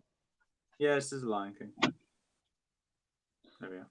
Well, yeah, everyone expected you to have this movie, so it's not really a surprise on your. Did you expect it at 5th place, or did you expect it higher? 5th place is okay. Considering I've already seen your ranking on the Golden Renaissance and how that will turn out, it's all right. Yeah, okay. Well, it's your turn to talk about Atlantis, so do you want me to step past the room so you don't give any spoilers away? Well, apart from the villain thing, there isn't really any spoiler-related thing anyway. But yeah, so movie is overall a good movie. This is a non-spoiler talk about the movie for Adam's sake, because I know he wants to give a good shot on this one as well. This is one of those movies where it's one of those few movies where they try to break the Disney formula, where they try to make a movie, instead of a traditional princess thing, even though there's a princess in it, they try to make it more themed on Indiana Jones, or like Journey to the Center of the Earth, a type of action adventure flick.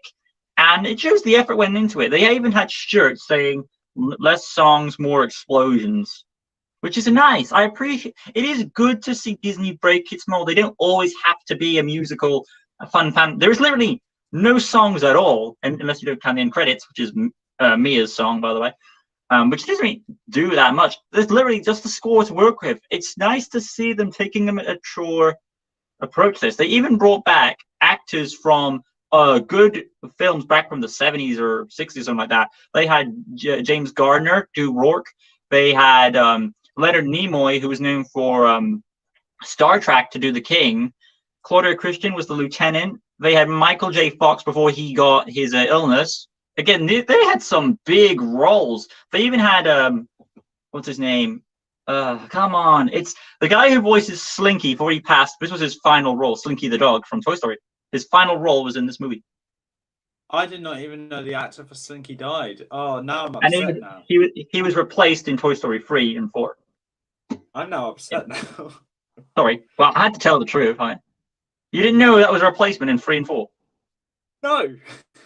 Well, damn good lookalike, eh? Or sound alike. But yeah, overall great cast.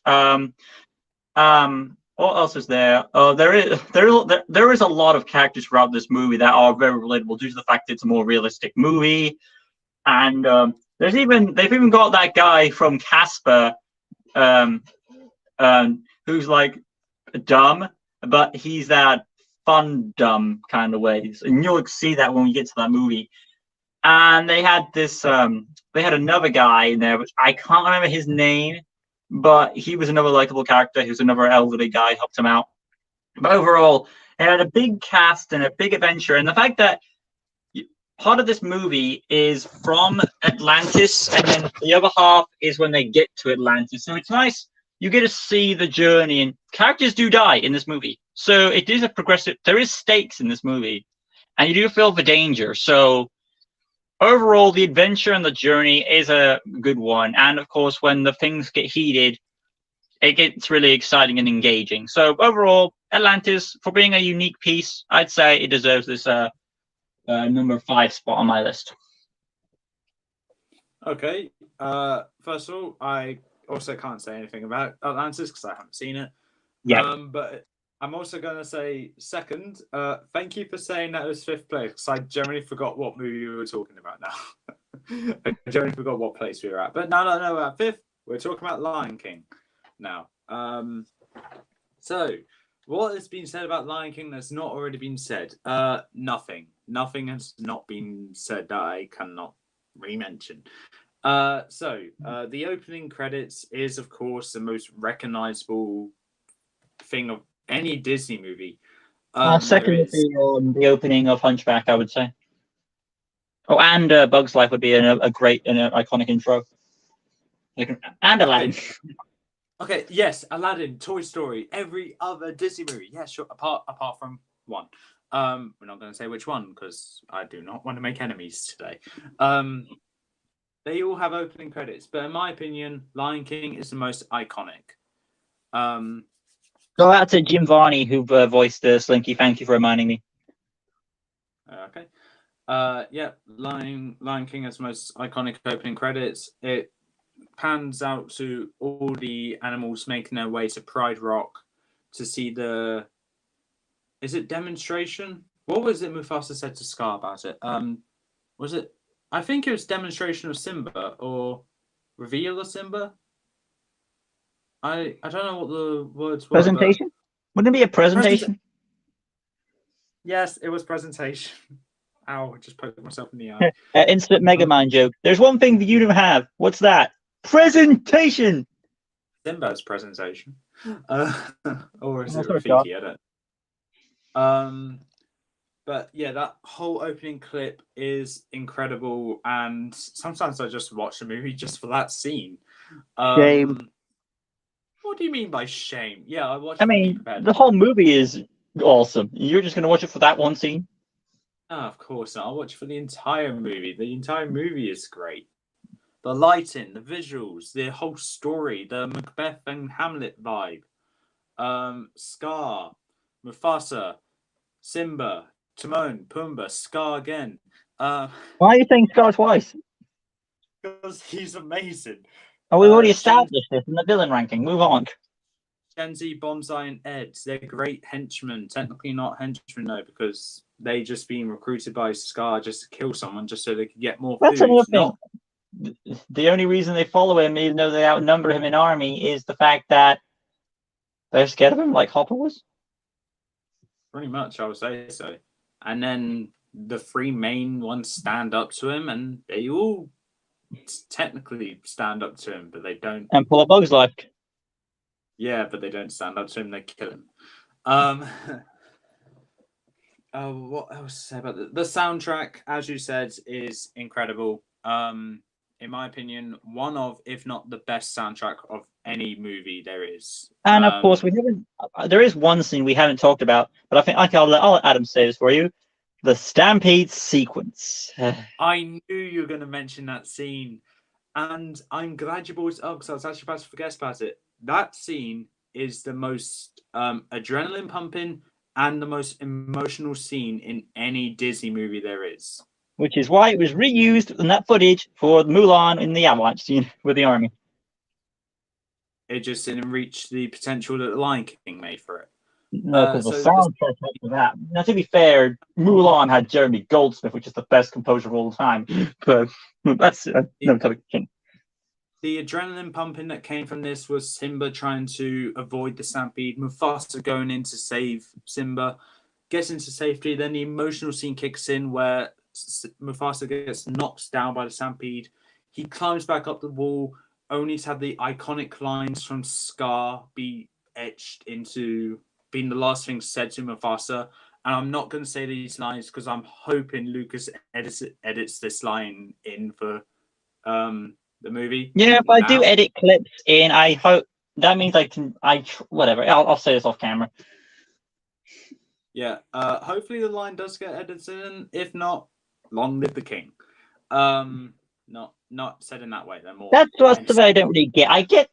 I'm guessing there's supposed to be sarcasm there because isn't "long live the king" supposed to be "let the king live on," or is that supposed to be Is that Scar talking to himself? It's the way that it's the way he said it.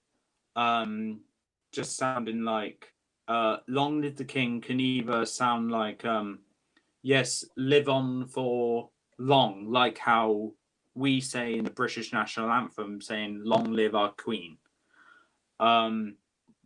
She took that literally, clearly. She's still alive. But in other ways, Scar was saying it in a way of going like, "Your time is done, my time begins. Long live me." That's another way to take it. And that's the way. That's the impression I got of it as a kid. How did I go this far to talk about Lion King and not mention Be Prepared? Oops. Well, because we're not talking about the song this time. Even though throughout the multiple rankings, you can still talk about Be Prepared, even though we're not doing the... Okay. I'm going to hold myself in. I'll save what I have to say about that song for the Disney song ranking. Even I like Be Prepared, but you don't see me jumping for joy about it. You mentioned it when you talked about Lion King when I brought it up in conversation.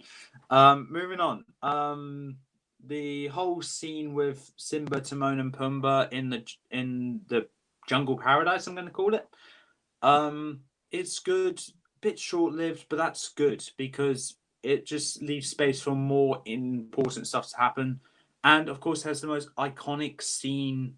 Well, not the most iconic, but one of the most iconic scenes in that movie, which is Timon, Pumbaa, and Simba walking along that log throughout the course of the day, showing how many years gone past with Simba just growing to be. There are two other things we should have mentioned in this movie, and that is Rafiki's whole thing of hitting on the head and the ghost scene.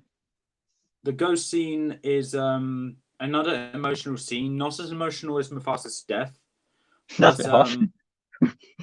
be honest, it's not. But it has. I'd rather watch him die than see his ghost. But it has an emotional impact which influenced Simba to go back to Pride Rock and claim his title as the king.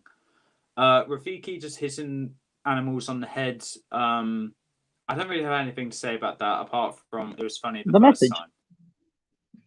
Yeah, It's the message of the movie. The past can hurt, but the idea is to run from it or learn from it. Right. That's the message of the movie. So it does matter, Adam. Okay, so it does matter, but like I said, it was funny the first time, then it meant something the second time. Then. Other than that, I think that's really all I need to say about that movie, and I'm not going to mention anything else about Scar because I need to save that for another ranking. Yes, But so yeah, I hope you all be prepared for that. So funny, aren't you? Okay. Wow. Adam says, Jack says, have you seen The Lion Guard? No, I have not, and I do not plan to. It's a kiddie show on Disney Plus. Not, it's on Disney Plus. The reason why I don't want to is because they, I believe they ruined Kiara, who was in Lion King 2. Yeah, they kind of alter some things, saying, "Oh, well, Simba had 2 children," and they kind of alter Scar a bit. Yeah, so I do not plan to watch it because they changed Kiara, and I rather remember Kiara the way she was in Lion King 2. Yeah, stupid and naive. But also rebellious as well. Like father, like daughter. Yeah, so 4th place now. Oh yeah. Where's my shot at? Aha, number 4. Oh yeah, that movie. We're getting close to the. Well, was it tough doing this ranking when it came to every single movie in canon? When it came to the top 5, that was when I struggled the most.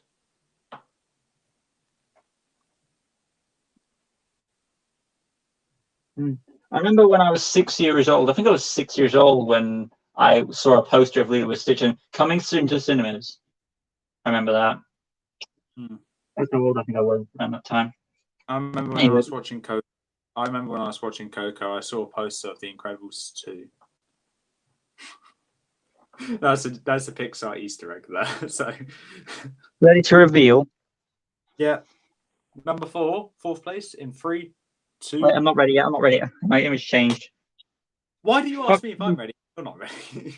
I was until my phone said, "Man, we're gonna fuck you over." What the hell, man? Okay. You can stay? Are you gonna stay? Good. Okay, I'm staying. Okay, you ready? Anytime now. Are you absolutely sure? Just get on with it. 3, 2, 1, go. Da-da-da-da-da. Yes, we finally got a match. Okay, I thought you were doing it because of a joke.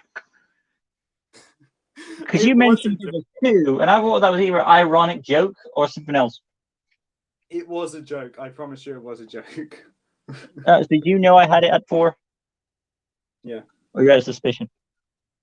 I didn't know it was at 4. I thought it would be higher.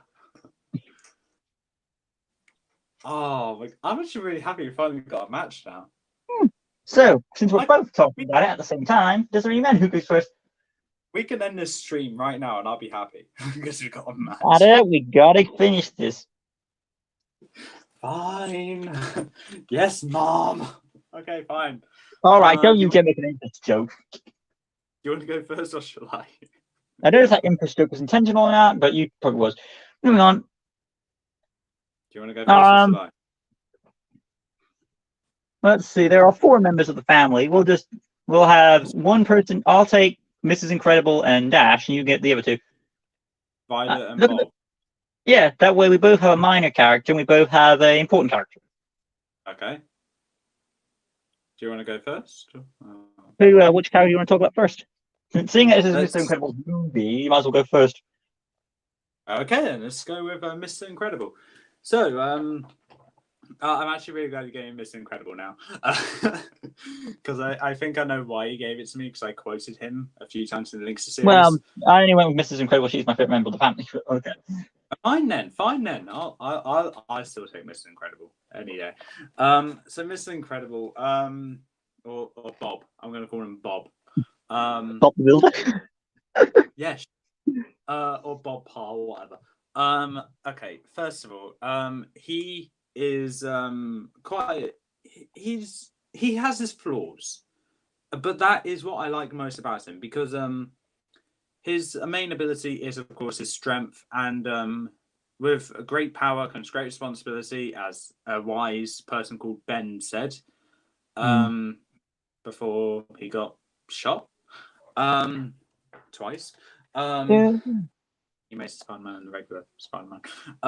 But with that, he kind of had a bit of arrogance his way as well, or ignorance, whichever one it is, because he feels like he can do stuff on his own. Hence why his phrase, what he said to Incrediboy, or Syndrome, we'll talk about him later, by the way, because I know you forgot about him. Maybe you didn't, I don't know. Excuse me? He was in my Disney villain ranking. Yeah, he was number 2. Yeah, there was a good reason for it. Yeah, because the Horned King is more intimidating. Well, that's true. Yeah, exactly. What was I going to say? But with that phrase of "I work alone," it came with arrogance and ignorance of him believing he can do everything by himself. But and in a way, Bob made his own villain. Yeah, and that is what I love about his final phase of that movie, where he learned he had to work with Frozone, Elastigirl, Dash, and Violet to beat the Omnidroid and also defeat Syndrome without the help of Frozone, because he wasn't. Even though he's already beaten the Omnidroid by himself before. Yes, but it wasn't until after so many attacks or attempts have been made on that to where he realized he can't beat it. He needs to use something against it, which was itself against it. And also, when I rewatched The Incredibles, I noticed what you meant about the orangey red eye thing for the Omnidroid. I just noticed that myself. So thank you for pointing You out. learned something new from every rewatch. It's been ages since I watched it. Actually, no, it's been like last week. I tell a lie, clearly. But the fact he learned a lesson throughout the final fights just shows how much he's grown. And before the whole action start, we have this whole down-to-earth superheroes trying to blend into the modern world vibe. And it shows Bob is just really bored about this regular lifestyle because he doesn't want to live this way because it's too normal for him. What are you waiting for? I don't know. Something amazing, I guess. Linksy series quote. Yes, I'm quoting my own character now. Because it's a brilliant line. Because he wants something interesting to happen, or as the kid said, something amazing. And something incredible. Yes, and he got that. He got something incredible, something amazing. An adventure on an island where he faces someone that he turned evil. And so much more else where Bob has just grown to become from an arrogant superhero to a more humble one. I think humble's the wrong word for this, but the best word I got for this. It'll do. That's all I can really say about Bob. Is there anything else you'd like to add on? For Bob, I would say he's a well-rounded character. The only flaw of this movie is the fact that it's called The Incredibles, and The Incredibles don't work together until, like, would you say the second or the third act? The first act is where it builds up to Mr. Incredible on the island. The second act is where the family goes to said island, and the third act is where they find the robot at the end. Okay, I'm gonna say second act. So I count the Incredibles working together as Dash and Violet and Alaska working together, not all 4 of them working together. Okay. And also, if it's not obvious already, we're not talking about Jack. So Jack, they didn't even know he had powers. Yeah, not until the second movie. We saw it happen right in front of us. Twice. Unless you count Jack's attack, but yeah. Overall, Mr. Incredible, he's a flawed character. You can tell his heart's in the right place, but it's the way society, like Megamind, if you've ever seen the movie. Society has put him in a box and tell him what he has to be in order to keep a low profile to stop things from happening. And he has to play by the rules, or he has to keep being relocated every time. Which I'm wondering, why doesn't he if they have to keep relocating his family, I'm surprised their name doesn't keep getting changed.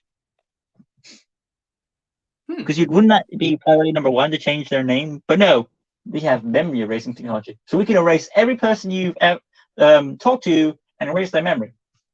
Then why don't? That's just okay. I will say it's a good thing you mentioned you linked it to Megamind, because that is something I did forget to mention. But thank you for adding that in. Which is a marvelous superhero movie. Overall, though, great. As for Opar, I'd say he's a fully rounded character. He has his mistakes, but he learns to accept help from his family, which, even though Syndrome was the villain, Syndrome did teach him some things in a way, like how to accept help from others, that he does need help to do things and all that. And as for the characters I'm going to go off with next, obviously I'm going to talk about Mrs. Incredible, and then and we'll go on to Violet, and I'll finish with Dash, who's the smallest. So we're going in the biggest to smallest terms here, okay? All right, then Mrs. Incredible, I'd say is... Now, I should have mentioned about the Incredibles before, is that each of the creator, Brad Bird, gave each of them these specific powers because they relate to their type of person's archetype. Mr. Incredible is a strong dad, like how a dad would react starting throwing stuff. So Brad Bird thinks that fathers would throw things, mothers are pulled in different directions, hence why elasticity. Teenagers like to hide. Teenagers are insecure, so they hide themselves. And Dash is a kid, so rebellious young speed. They've got to go fast. Man, Mrs. Incredible, easily my favorite member. You can feel where she's coming from, both from concern about where Bob is and thinks she's cheating on him and all that. And that it's when she gets involved, I say, is when the movie kicks in. Because what you could say for you, I don't know if you agree with me, but would you say that when Mrs. Incredible gets on the island is when it gets interesting, kicks in for you? When it gets interesting, I think it's when now this is a bit mean-spirited, but when Mr. Incredible throws his old boss through the walls. Because really? That's a bit early. It builds up to him being fired, him talking to the guy that keeps helping him. And then he just dumps a bunch of things away to where he gets another scene from the next series, to where he gets invited to join. Your character has a lot of links to the Incredibles. Well, they both have really good strength as well. So symbolism. Yeah, but you get what I mean, though. That's when it gets interesting for me, because that's when Mirage gets introduced. That's when the action actually starts happening, excluding the building fire and before the newspaper stuff.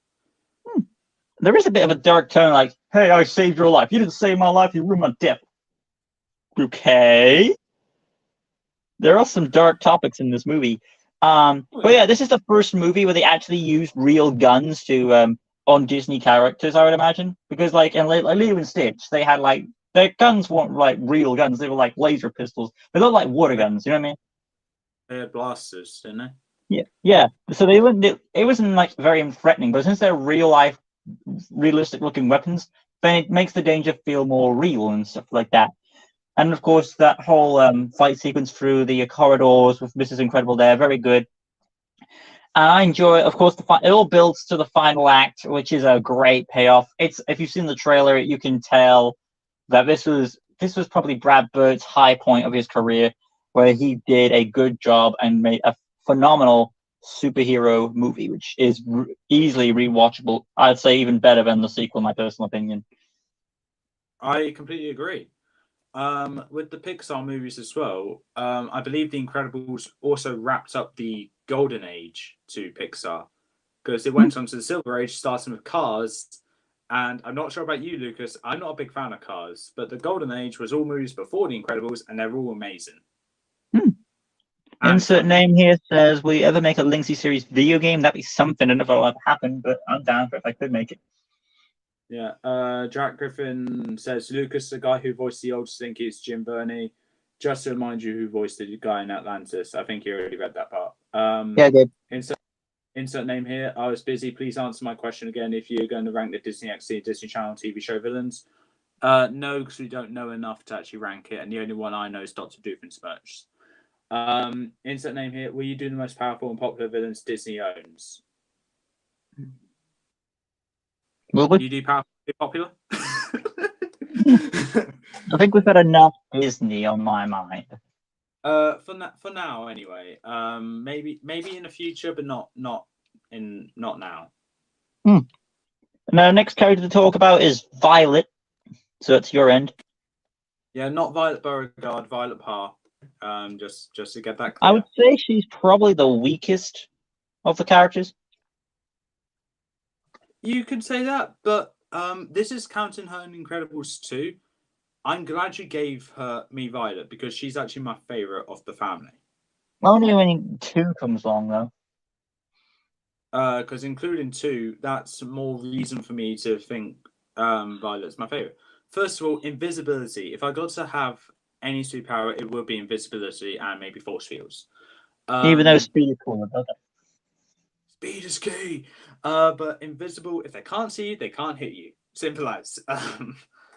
Unless they chuck mud on you whilst you're underwater, but that's besides the point.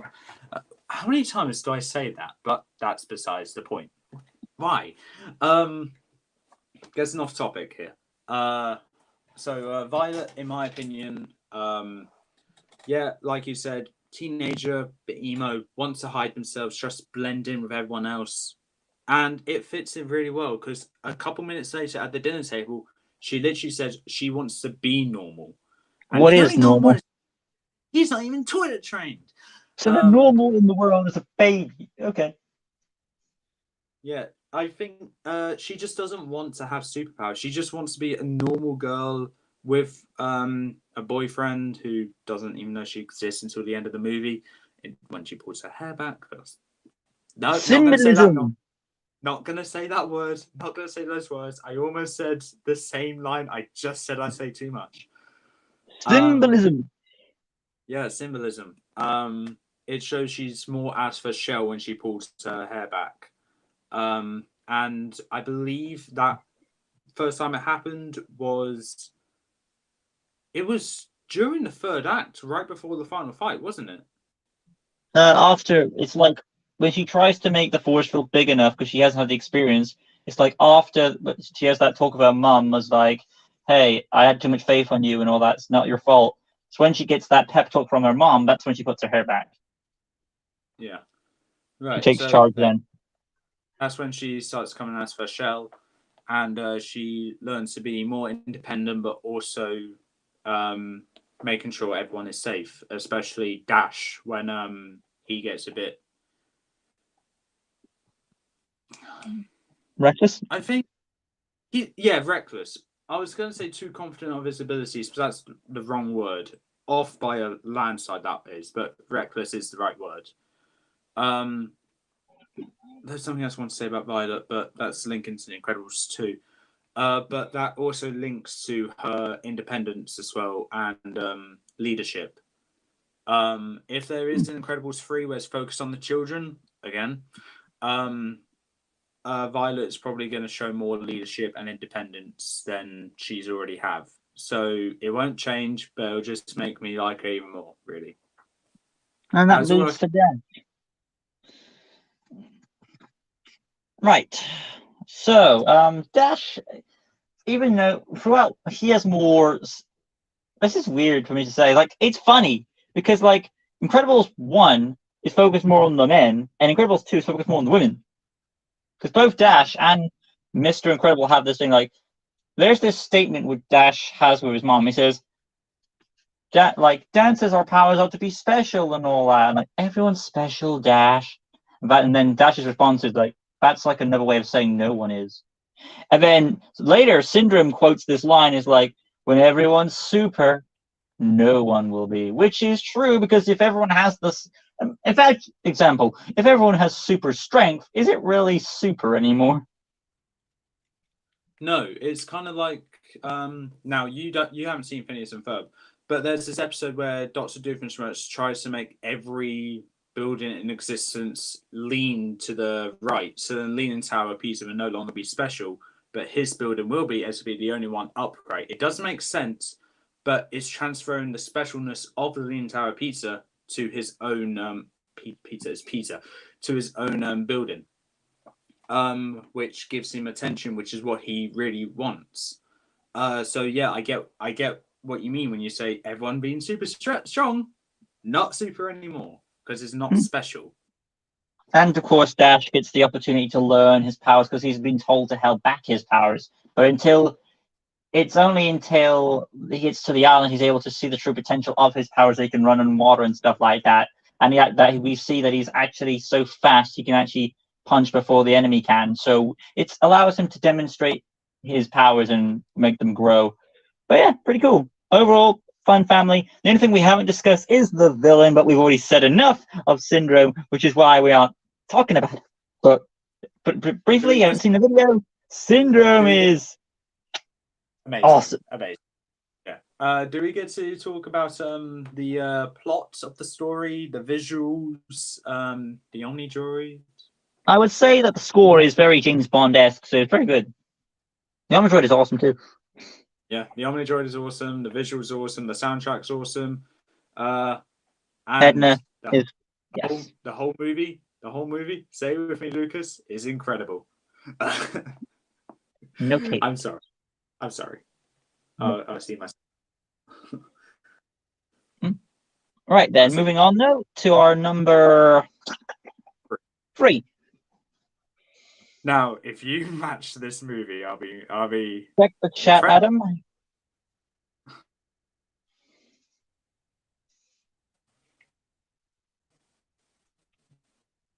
How are we doing on the chat?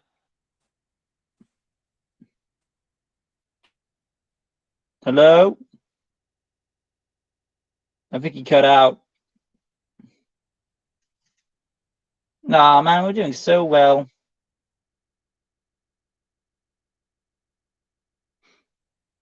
Adam, if you're there, you may want to leave and come back.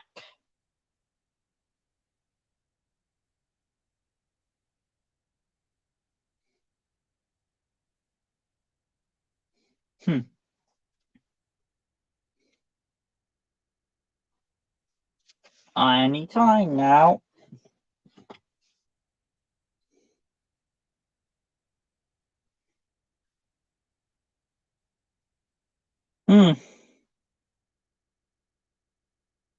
Alright, so he got my message. I'm assuming he's coming back. So bear with us.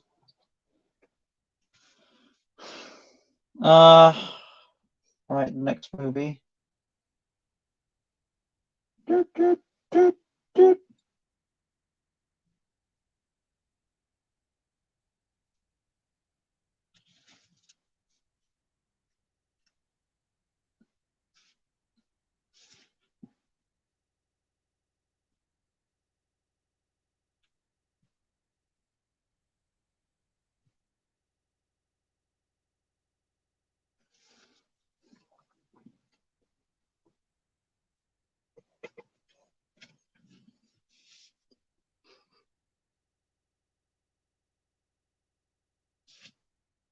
Okay, Adam's lost connection.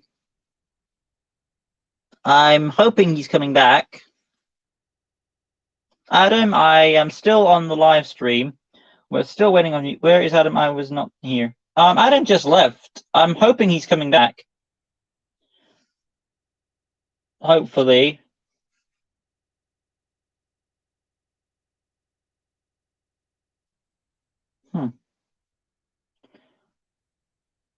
Well, you again still. Yeah, we're supposed to be wrapping up. We only have a few spots left.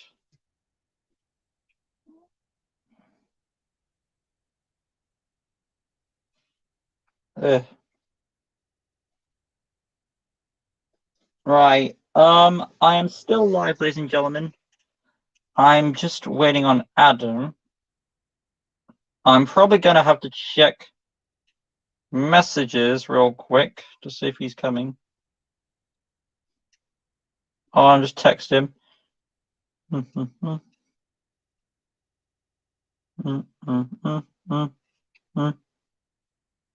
All right. Oh, wrong one. All right, there we go.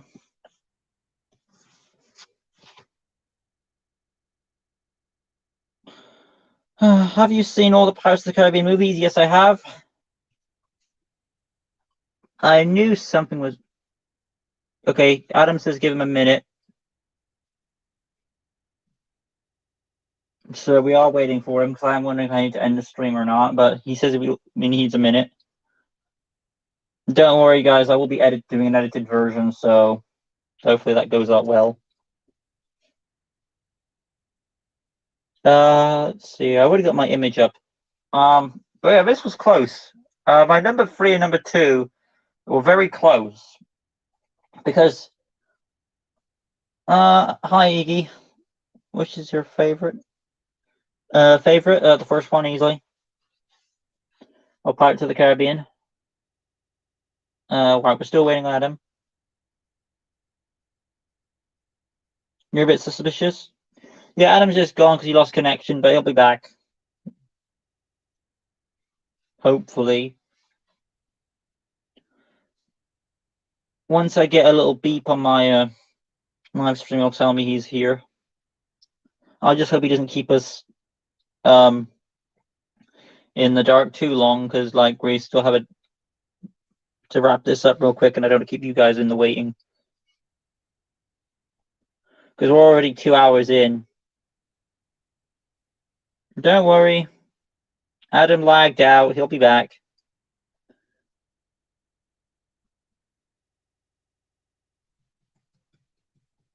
I just hope he doesn't keep us waiting too long.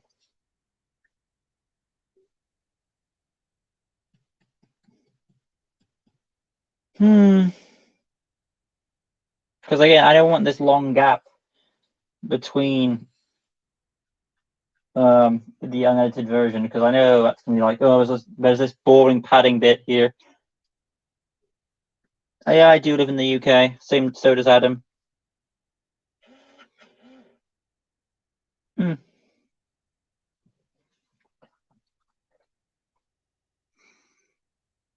Favorite MCU movie?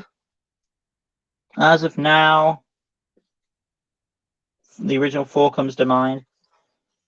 All right, let's see how Adam's doing.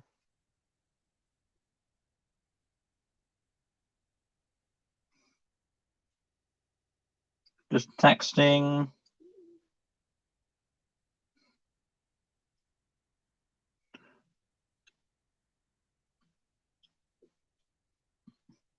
Yeah, where's my notes here? Oh, there he is.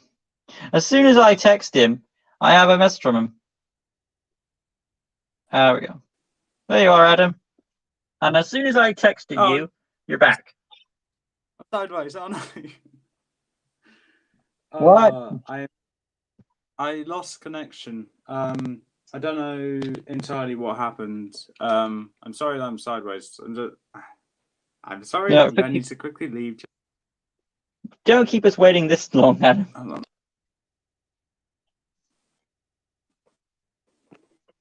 There he goes again. Yeah, sorry to that. Okay, then Okay, he's no. back. Now, before I say anything else, this is the hardest part for me. Number 3 and 2. Remember when I said there was one movie that I watched recently, which, pew! That is not 3. That would be 2. So, but both, again, like I said, opinions can change, and this is one spot that could easily switch out later on down the road, because there are specific... It's hard. But at the end of the day, as of right now, how I feel, this is what I'm going to go with. So with that being said, I'm ready to reveal number 3. But again, this could easily change on throughout the future. Okay. When you're ready, Adam.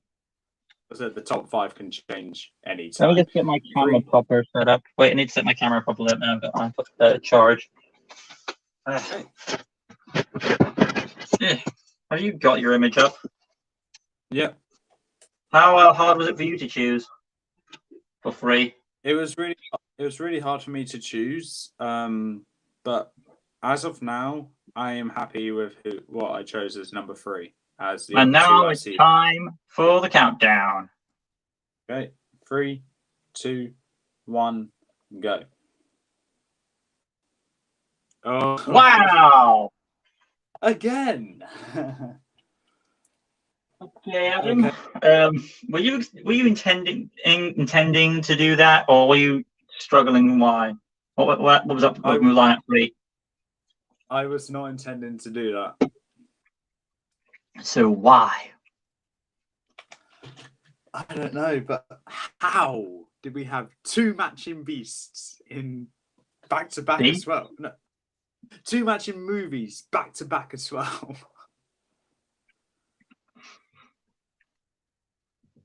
I don't know. Okay, really I know why I have it at 3, but I don't understand why you have it at 3. What, did you think it'd be not on the list higher or something? Or I would probably be higher or something, but okay. Oh, okay, that's number 3. That's quite high, isn't it? Okay. Who's going first? Or to be fair, does it matter who goes first? Because it was the same thing again. Yes, it doesn't matter. How are we just taking turns talking about the main characters and then the story and everything else? Well, since Mulan is the title character, it's pretty obvious what we talk about first. Yeah, okay. Or do you want to talk about the plot first? Yeah, let's talk about the plot. Off you go then. Okay, hold on. Just catch it. Okay. Oh, so people did get concerned that I disappeared. Right, got it. Yes, I tried to tell you. Okay.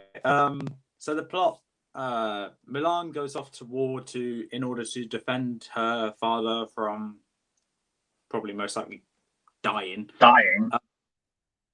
There's no better way of saying it. Biting the dust. I don't know. It's not censoring death. It's a part of life.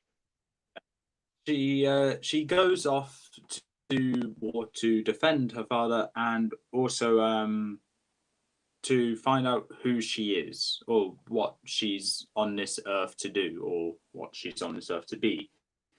I do not know really made the turnaround for when she's going from defending her dad to wanting to stay just to be who she is. I think that's after the avalanche scene. That's when the turning point happened for when it changed to when she wanted to stay to why she wants to stay. But the plot goes off to war to fight off the Huns who have invaded China as a challenge.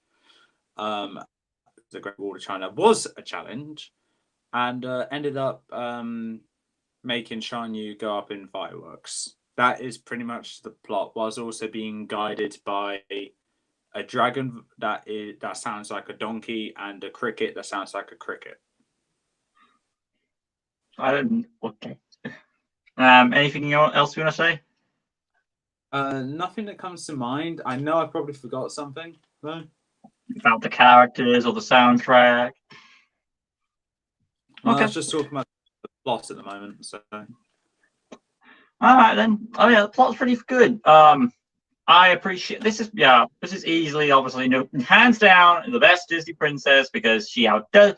Again, she qualifies because she outdoes them in what she's doing. She not only is willing to sacrifice her own life to save her father. Now, to be fair, Belle did that too, but she goes beyond that by defeating a whole army by herself. Because literally, the Chinese army didn't really do anything to stop the Huns. If anything, all they did was light the fire to warn China. Apart from that, it was only Mulan who took out the entire Chinese army. And as for the remnants, now a few of the soldiers helped beat the generals.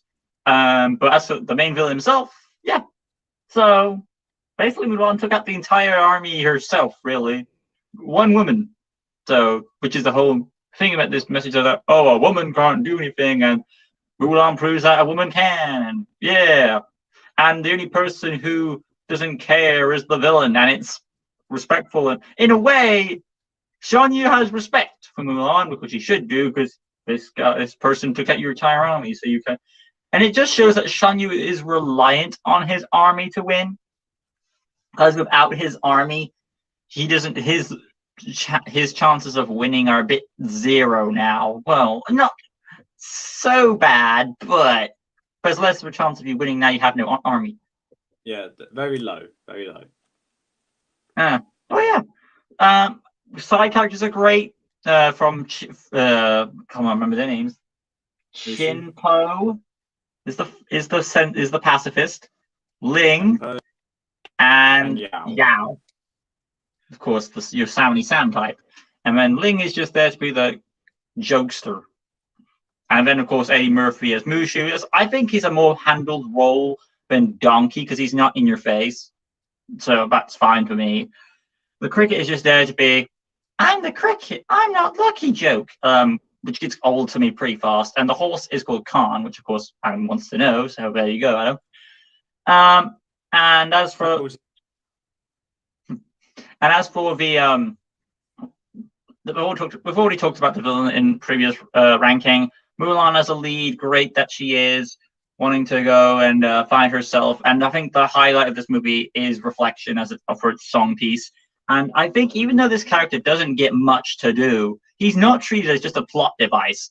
Mulan's father, Zhu, but he actually has some good speeches here and there. And I feel like the high point for the movie is there's a couple. The Emperor, where for me, one of the highlights of this movie, he says, okay, you're not coming, if you don't want to be part of me because you've been away so long, like, here, take this medallion so that your family will know what you've done for me, and take this so the world will know what you've done. So I appreciate that the Emperor is going to give her something like, hey, you defeated this guy and people need to know that. So that's impressive. And then when it gets even more heartwarming, the father has to do all those awesome speeches. That's like, God damn it.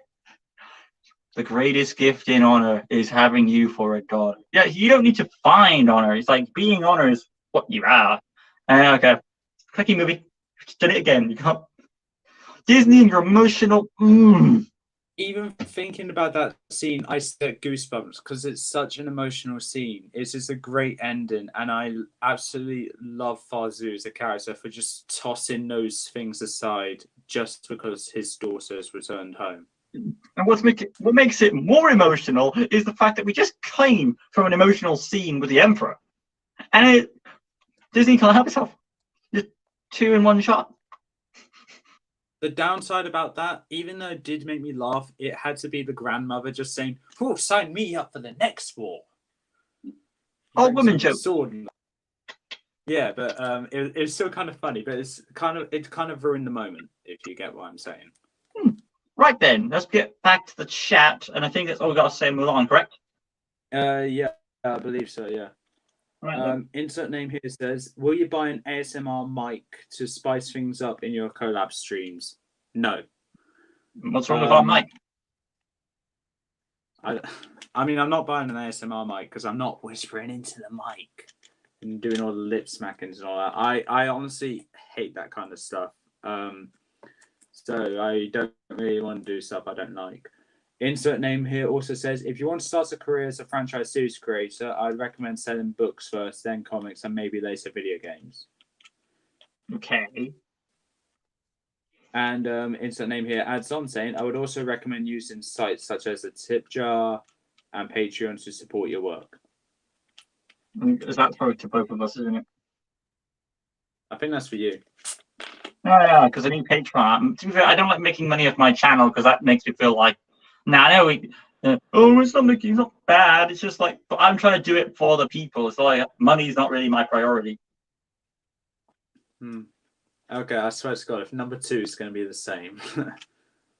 No, I'm 100% sure it's not. Well, oh, God. I'm hoping number 2 will not be the same. It's not. Okay. When you're ready.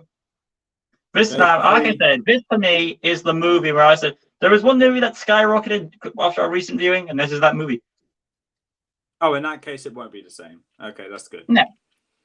3. Oh, it's because I haven't watched it. Yeah, just do the countdown. 3, 2, 1. Black Cauldron. No. Wreck-It. What? Number 2? Wow. All right, shame on you. You put Tarzan in number 2. We're not friends anymore. Why? Okay. Adam, why? How dare you destroy it? Right. So I think I want to hear about Wreck-It Ralph first. Why is it? I want to hear about Tarzan, you muster. How dare you? You talk about. It's meant to be your turn going first, then it'll be mine. Then. Yeah, you better have a dang explanation for this. Because then you've been praising it in the past ranking. Whatever. Anyway, moving on though. So, Wreck-It Ralph. Now, this movie, it was there for me. I never grew such an attachment to this movie until recently. It's basically Toy Story for modern day, for people nowadays, you know what I mean? Where you have basically fictional characters, like the toys, and when the humans aren't around, they do they walk along casually in their world. And I think it's a great movie because like it has a lot of fun elements. The score is really well handled, very charming and cutesy. And you have we get to see how the game world works from Wreck-It Ralph being this Donkey Kong like character, and about how like this is a movie I can relate with because it's about being judged that you're a bad person. And one of the emotional quotes of the movie is like, if this person sees that I'm a good person, how bad can I be? Which I think we can relate to us, a lot of us. So it really does have that core to us as well. And the fact that you have all those game characters in there, and I appreciate that the movie doesn't like, oh, we've got all these game characters and it's all about these little Easter eggs, but it's not. It's the Easter eggs are there for like the first half. Would you say first 30 minutes? How long would you say? Yeah. Until it gets into Hero's Duty, that's when the Easter eggs stop as a more. It keeps going, but not as a frenzied pace as it was before.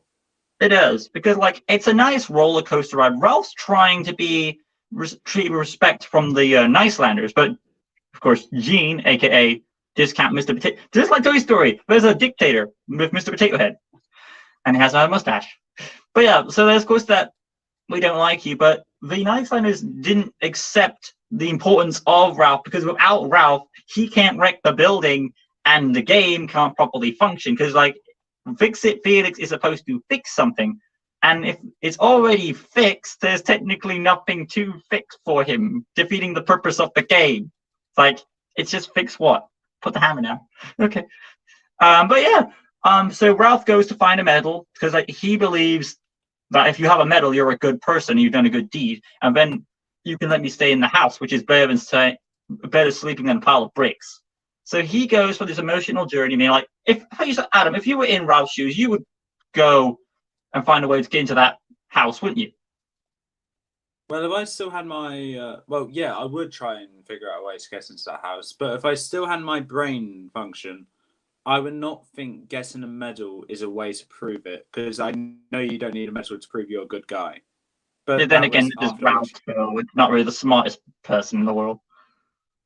Yeah. But yeah, so Ralph goes on his little adventure. He does. And then, of course, he comes across Hero's Duty, trying to get a medal from there, but it's a good thing, too, because we can get a nice variety of games. We have 3 main worlds in this game. We have, of course, Wreck-It Ralph's game, which is basically the equivalent of Mario, Donkey Kong-like games. And then, of course, you have Hero's Duty, obviously a ripoff of Halo/Call of Duty. And then, of course, you have Discount Mario Kart with Sugar Rush. So he goes from game 1 to game 2 to get a medal. It backfires, and he gets a cyborg on his ship, which will lead to the cyborg invasion on Sugar Rush, which he crash lands into. And then we get into Vanellope's story. And I feel like this is where the movie, you could say, either drops for you or it gets better for you. Because I know a lot of people like Sugar Rush might be the weakest world, but it's where a lot of the story will take place at. So, for you, for Sugar Rush, how did that go? If you ask me, Hero's Duty is actually the weakest world for me because it's not like the worlds that I normally play in. I play a lot of racing games. I would like Sugar Rush. It actually is nice. I mentioned it when I was talking about it. Okay. Fix-It Felix. I play a lot of Mario games. I never play Donkey Kong, admittedly, but yeah, you get my point. I play a lot of Mario games. It gives me that nostalgia towards it. Still no nostalgia to Pokemon yet, but I'm waiting patiently for that. Indeed. But yeah. Heroes Duty, I don't play a lot of Call of Duty or Halo or Bioshock or whatever shooting game there is. I do not play a lot of them. So I can't really relate to this world as much as I relate to the others. Fair enough. Overall, though, when he gets to Sugar Rush, it's where things get interesting. He loses his medal, bumps into Vanellope, who has a large involvement in the plot, because you're curious about what she is and how is she glitching like that.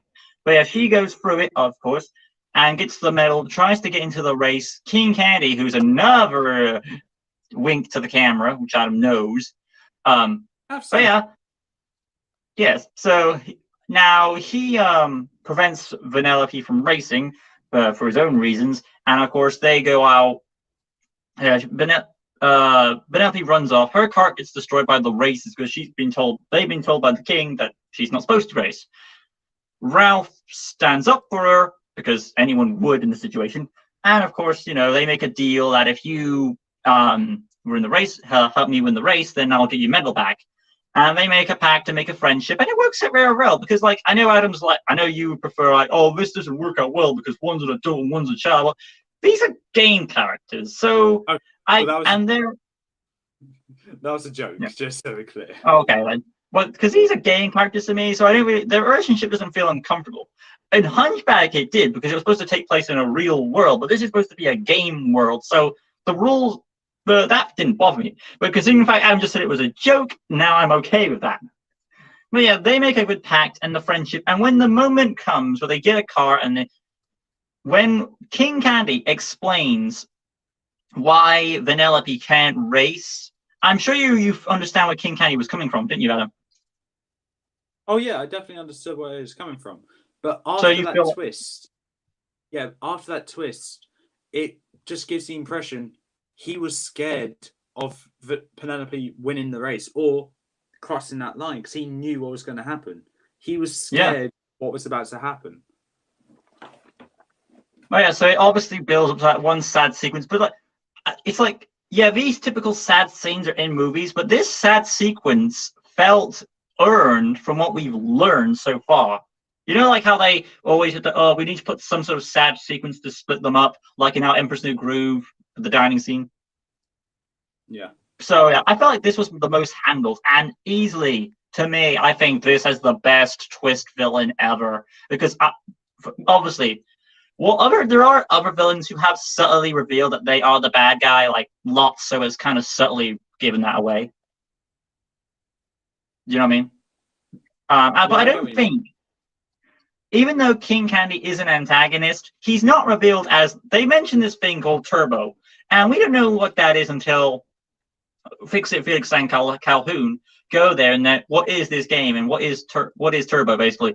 Basically, Turbo is a thing where this character goes rogue to someone else's game, but because he's like an 8-byte character into a 16-byte frame, he can't work well with that game, and it causes a glitch crash, and both games are put out of order. We think he's gone, but no, he went back to Game Central Station to wait for the opportunity to fully complex this big plan to take over Sugar Rush. That's right, King Candy is, which to be fair, I think Adam's already discussed this with Turbo when he went over Rick Rel. But yeah, so I think no one saw it coming because everyone was sucked into Vanellope's plot, but they didn't expect Turbo to have any sort of meaning apart from the phrase going turbo, right? Yeah. And another thing that kind of dragged us away from that whole point is I do not remember her name. Felix and I can't remember her name. The general's Calhoun? Yeah, their relationship with each other, and especially of Calhoun's backstory and Felix not knowing about that, and then led to a whole bunch of scenarios afterwards, including Sour Bill. Oh yeah, it does. So overall, I'd say with a great twist villain, which I think is the best twist. Okay, is there any twist villain above this to you that is better than this movie? It's not a twist villain, but it is a plot twist that shows that Turbo was still around. That was something which caught me but it was no surprise that King Candy was the villain. It was obvious since when was that? I don't know. 30 years King ago? Candy, it was obvious that King Candy was the villain when it was hinted that he was sabotaging the game codes just so he can take over the game. When Yeah, because he had revealed access to the game code. Yeah. It's like when you see Vanellope's little box unplugged and the zip zaps, but it tells you that King Candy has something against, but it doesn't understand all the pieces. So you still don't see the twist coming, because like you just think King Candy is the quote unquote bad guy, but it's not showing you everything yet. So overall, with a great twist villain, the two likable leads, it's got that fun, how do I put it? It's a modern day Disney film with that modern look. It looks beautiful. It's got great characters, and it's got that cute, like Toy Story, it has that colorful, vibrant color palette, which makes you, and because you're flip-flopping between games, you never feel like you're like, I'm kind of bored seeing this visual. So every time you walk around, you see something new, and it always pops your attention. From the first act, from all these little Easter eggs, from the second act to when you're in, I want to say the second act was, would you say the second act is when they start going into Hero's Duty? I would say the second act is around that point, and then it ends after Ralph figures out that Penelope is on the side of the video game. Oh, okay. Yeah, I agree with that. So we get a bit of there, and then we're on to the climax. And overall, there are some nice little Easter eggs, even throughout Sugar Rush with Nesquik Sand or Oreo. Okay. Don't forget Diet Coke and the falling Mentos. Oh yeah, no. It's a fun thing. It makes you hungry for candy. It's got fun, likable characters. The villain is one of the best. Even though he wasn't on my list, but that was because I was doing it for intimidation. But as for a twist villain, yeah, he was on yours. But again, I was doing it based on intimidation. But as for a twist villain, awesome. The characters are likable. The side characters to you are awesome as well. Overall, and of course the soundtrack. Sugar Rush has a good theme. Wreck-It Ralph has its own song. Was it Owl City? Well, they came back to do a good song soundtrack for that. And of course, the retro game feels is good too. And I really do enjoy it. I'm not sure why you put it so low, but I am happy why you put it on the list regardless. So thank you, Adam, for that. I said this at the start of the video. There's tons of Disney movies. Being thankful was even mentioned. I am. You probably didn't see Wreck-It Ralph coming this high at all. See, the fact is, I did not see that coming. Kind of like how I didn't see the plot twist in Wreck-It Ralph coming. When I first reviewed King Candy on the villain ranking, I was like, "Oh, he's not going to like this at all." I generally thought you won't be happy about it, but then you brought that up, and I was like, "Oh, he didn't mind at all." Oh, okay. What this right now? No, in the villain ranking when I revealed King Candy, I thought you weren't happy with it. And when I realized you were happy with it was when you revealed Wreck-It Ralph as number 2. It was like, well, when I saw King Candy, I went back to rewatch it, and there you go. Moving on. I influenced you. Yay. Now, this is probably going to be the end of our friendship now, because now I need to talk about my number 2. My question is, what could possibly beat it? Now, Tarzan is here because, as me and Lucas know, it's an amazing story and very captivating, showing the life of a human in a gorilla world. I butchered that very badly. 2 worlds, 1 family. 2 characters from different worlds becoming 1 family. And okay, I need to start things off. The soundtrack is amazing. Gives Lion King a run for his money. I said this in my Renaissance ranking. 2 Worlds, above Lion King, according to your ranking. 2 Worlds and Son of Man are both incredible songs. I still can't pick which one I prefer more out of them. Strangers Like Me and You'll Always Be in My Heart, also great songs as well. Those are the only 4 songs. You don't count Flash in the Camp then? No, I'm not. No. Okay. Those 4 are the only great songs, and technically the only songs. They're all brilliant in their own way. Each have a certain message they try to deliver, and one that I think does the best at delivering the message is actually "You'll Always Be in My Heart."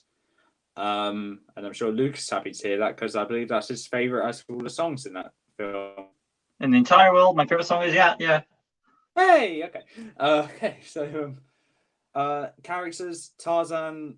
We're going to start things off. Now he's he's supposed to be a flawed character, though. Yeah.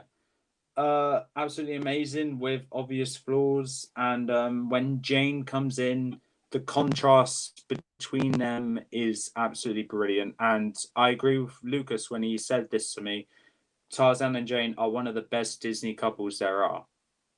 Yeah, but it's kind of like, well, to be fair, Flick and Ada came before this, but it's a more well-developed version. It's not rushed. It's because it takes place during a montage that it's able to work so well. And then, of course, Phil Collins is doing his thing, which also have boosted that up too. Yeah, this one kind of reminds me of Aladdin and Jasmine, but the only difference is this one's better. Yeah, there we are. Other characters, Turk and Tantor, they are a great comedic duo, just like Timon and Pumbaa, but Timon and Pumbaa are better, I'm afraid to say. However, they both have their moments where they both shine. And I did not realize until a couple years ago that Turk is actually a girl. We established it. Yes. Carla, a great mother figure for Tarzan, and a character which I didn't mention in my Renaissance ranking, which is one of my favorites of this film, because her soft voice and, of course, starting off the song "You'll Always Be in My Heart" is already 2 great points. Not to mention risking her life to save baby Tarzan from Sabor. We're 3 hours now. Yeah, I know. A villain that I forgot existed. So many things that Carla's done that makes her a great character. Other characters, Clayton. Do I need to mention him? No, I do not, because I'm not allowed to. Kerchak.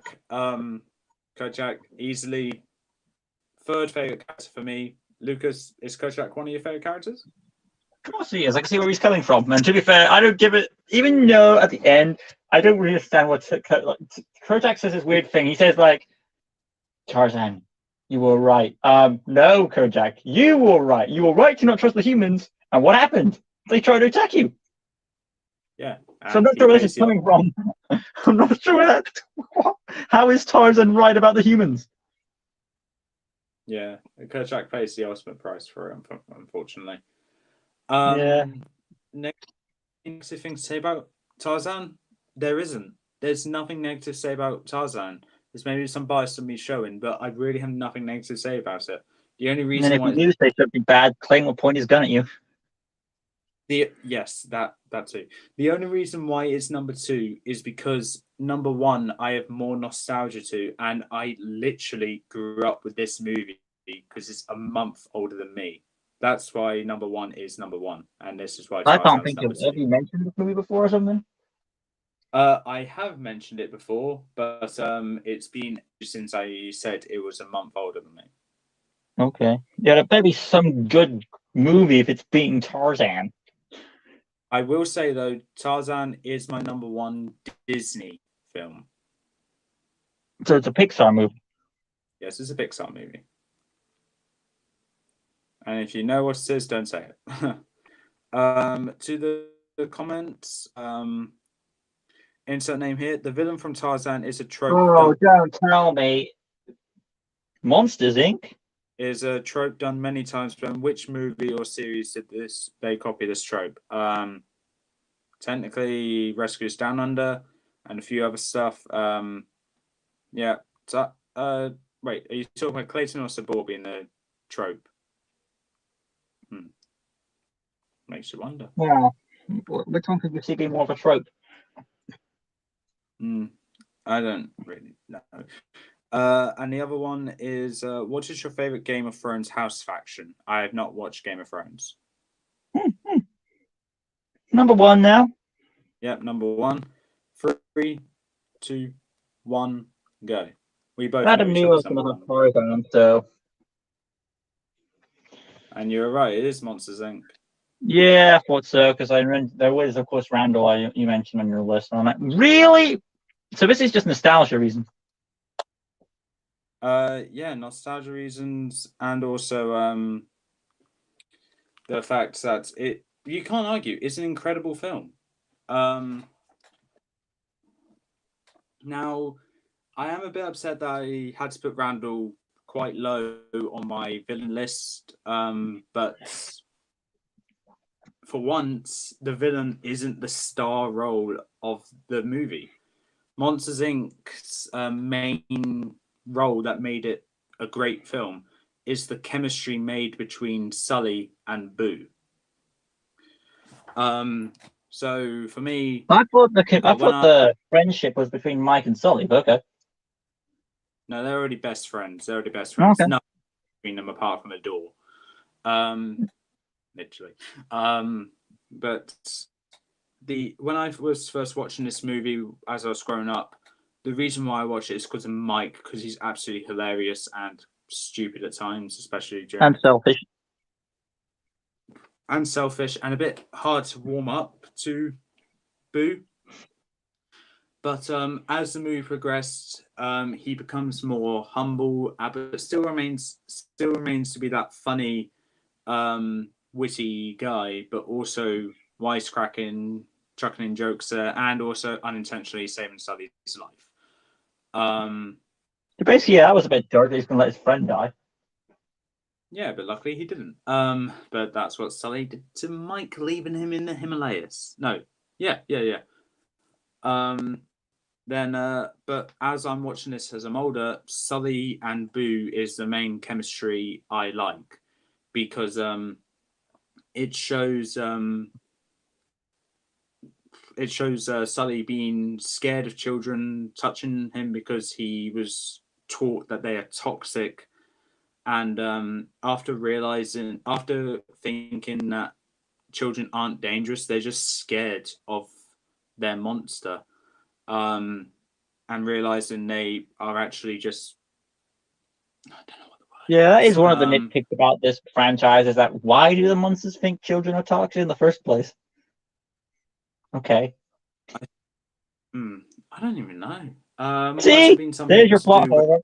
It might have been something to do with Waternoose's family, because he owned it for the 3 generations, so it could have been the first generation that could have said that and passed it on. Well, that's stupid. But, yeah, clearly. There was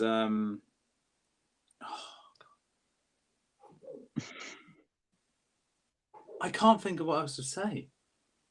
Yeah, your first best movie, and you haven't got much to say about. Because there's nothing to say that's negative. Right. Apart from that plot hole I just pointed out. Yes, apart from that plot hole.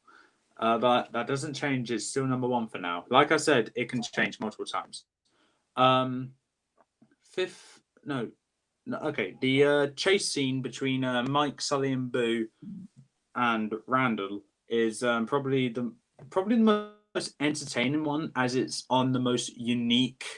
I'm going to say arena for the sake of it.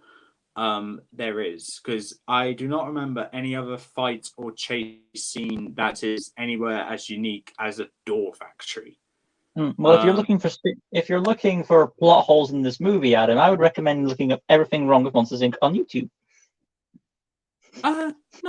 No, I'm not going to have my favorite Disney movie at the moment ruined by cinema sins. But you said you were looking for plot holes. I'm not looking for plot holes. But yeah, I think the whole story as a whole is just really well put together, with some funny jokes chucked in there from Mike especially, and a couple other characters. Not to mention, Fungus is a loyal henchman but doesn't really do much. Insert names if he was talking about the coach. Yeah, and along with some other comparisons to add on that makes it a great movie. Randall is a great character, but I'm not allowed to mention him. I need to stop mentioning his name. But like I said, the main reason why it's number one is because I literally grew up with this movie with it being a month older than I am. So it would turn 24. That's kind of depressing. But another point is the relationship between Boo and Sully. That's it. Another plot hole is that people got ticked off that we couldn't see what Boo looked like when she grew up. What? You know, at the end where they open the door and Sully smiles and we don't get to see Boo, everyone's like upset, like, damn it. I don't have a problem with that because that added more onto the emotion of Sully saying goodbye to Boo, and then seeing Sully's face when he reunites with her. It just makes it more emotional for me. Hence why I don't have a problem with it. Yeah, because you're soft. That's the problem, man. And all right, let's catch up with the chat real quick.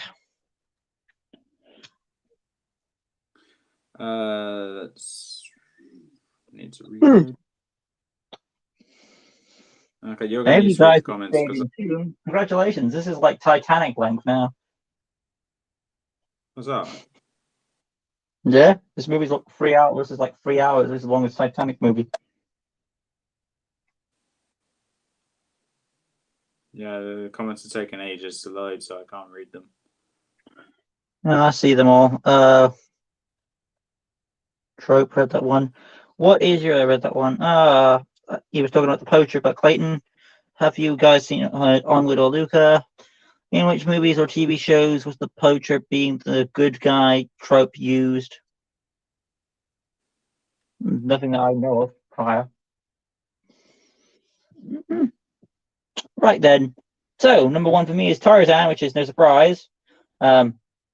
Obviously, I can't think of any sort of sin for this movie at all, really. From the soundtrack alone, it automatically, like Lion King, immediately demands you to build in, because just run through the wood, chirp the name in, boom, Tarzan, and then cut to the ship burning and cut to two worlds, and we get to see the two perspectives of the two families on there, how things are going. Then Sabor is introduced as this intimidating villain. It all builds to what's going to happen. Sabor kills the parents.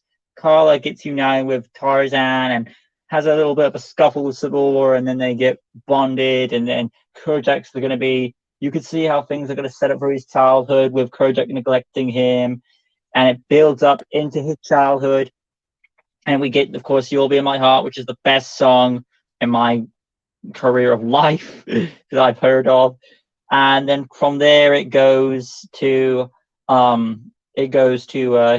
Tarzan's childhood, where he's built like an outcast, and it leads into the elephant sequence, which is a bit of a scuffle, and then it just causes more drama. And then there's that scene where Tarzan throws mud at his face so he can try and blend in more, but his mother, take that back. Take that back. His mother, and I said it bluntly because, like, basically she is his mother, because he didn't really have any time with his birth mother at all. So I will say bluntly, mother, yes. And of course that goes into his adulthood, where we get Son of Man. Every time, this movie feels very well paced. Every time, it doesn't feel like they're giving you a song 24/7, does it? It feels like each song sequence is very well paced out. Yeah, like they mean to the story, don't they? Yeah. So like after You'll Be in My Heart, you get like time for the kid version of Tarzan to develop, and when it feels earned, Son of Man, where he transforms into his manhood. So it feels earned. And then of course you get it built that, and just when you think it can't get any better, it builds up to the Sabor fight, which is probably what a lot of people could have seen coming. And we finally get a wrap-up of this arc. Well, not exactly, because the whole point of this arc is that Kerjak's supposed to respect Tarzan, I expect. And it's not really that. How do I put it? Tarzan is respected to the family. That's what it is. Yeah. Okay, then. We'll go with that. because Collab and Turk like him, but so once he takes out Sabor, he gets respect of the family, and he was going to get respect from Kojak until we get into Act 2 of the movie. And I feel like this whole thing was handled better than Rescuers Down Under, with 2 stories in one, didn't you think? Oh yeah, definitely, 100%. Because like both of those stories were going on at the same time, but this one, it's like as soon as one story ends, the other begins. So it doesn't feel like you're trying to focus on 2 things at once. But then we get introduced. Tarzan then follows this gunshot sound. We're introduced, of course, to you know who, which we're not going to say anymore. Yes. Can't mention his name. Oh, yeah. What is he? Voldemort? Okay. Okay. I thought he was Joker. Right. But that's when he knew he was born from Africa, and Africa was created to bang. And we're introduced to Clayton, and then of course we're introduced to the humans, and there you go, where Tarzan reveals that he's part of this society, and he tries to understand what's going on, and then he bonds with the humans, and he experiences some sort of mature changes, mature feelings, shall we say.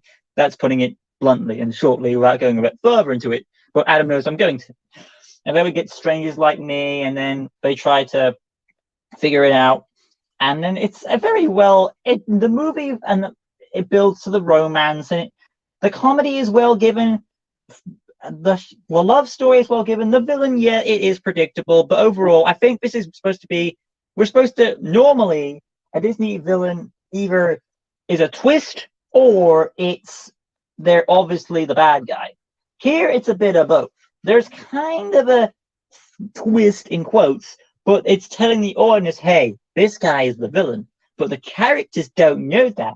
So you get to smile with him. That's how I always got off of it. You know what I mean? So in a way, they're trying to do something new with the formula. Trying to retweak it. So I felt it. And you can just smile with Clayton when all things go down. And Clayton is both a fun villain, but you also see some threat from the man. And of course, it all builds into the what Tarzan's place in the world is, and he has to go back and help the brothers. So overall, great soundtrack. 2 great villains. Side characters, awesome. From Carla, from Kojak, Tantor and Turk, awesome. Love stuff. Did I mention that? No, but I did. That's 4 then. Soundtrack, I mentioned that. Yep. Villain? Yep. Well, not villain, it's villains, but that's the point. Mainly, overall, Tarzan throughout, from beginning to end, is a flawless movie I could easily watch over and over again. And I can't really sin anything apart from this one teeny little bitty thing. Tarzan should not be able to mimic the sound of a gunshot. That's all I've got to say. To be fair, he shouldn't be able to mimic the sound of an elephant, but he still does that, doesn't he? Well, to be fair, how do you think he talks to Tantor then?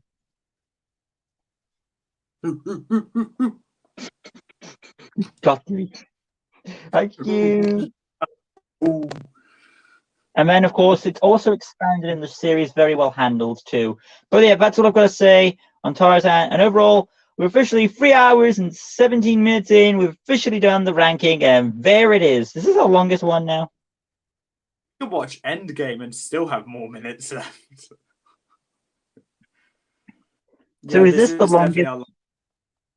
No, it is. Yeah. Hopefully you guys staying in tune for this. I will say your list is very interesting. There are some movies on there which I have not seen. Don't worry, I'll add it yet. But I'll say an interesting list. Most of the films I have seen, and all quite good. But I appreciate everything. Even though we didn't agree with how we ordered stuff. To be fair, there are some we did agree with, which were identical spots. But overall, great list. What ranking will we be doing next? Do you want to do another Disney one, or shall we switch to another topic? Well, it'll probably be either Disney villain, no, Disney songs. We can't include the villain songs, I don't think. Or it would be. I don't mind doing the villain songs. Are you want to do those? Yes. Okay then. So Disney songs, casting villain songs, or it would be DreamWorks movies, would you say? Okay. One of those two, let's say. You take a break from Disney, or we keep with the Disney train. Choo choo. I'll do a poll. I know that's going to happen because I think the fans want us to say in the matter. Don't worry, Right, already got one vote. We already got one vote for DreamWorks. Jack Griffin do DreamWorks films ranking. Oh, that's one vote for that. Just between you and me, Adam, are we doing? Are you planning to do any more movie reactions for the remaining Disney movies that you haven't seen yet today? Yeah, but I got to take a few minutes break because I gotta do something quickly. I just want to ask because, like, I'm wondering if any of those specific movies are they the ones that I asked that I can react with you? Hold on, just checking. At the moment, for you guys, you can listen to this. I am currently watching the post-Renaissance era movies. Dinosaur and Emperor's New Groove are the only ones I've seen. The next one is one Lucas is gonna want to watch. Is it Atlantis? Yes, it is Atlantis. We're doing Atlantis finally. Oh, Adam's gonna enjoy that because I compared the villain to Frollo, so like he better be good. Yeah, you compared him. You said so many good things about him. I have high expectations now.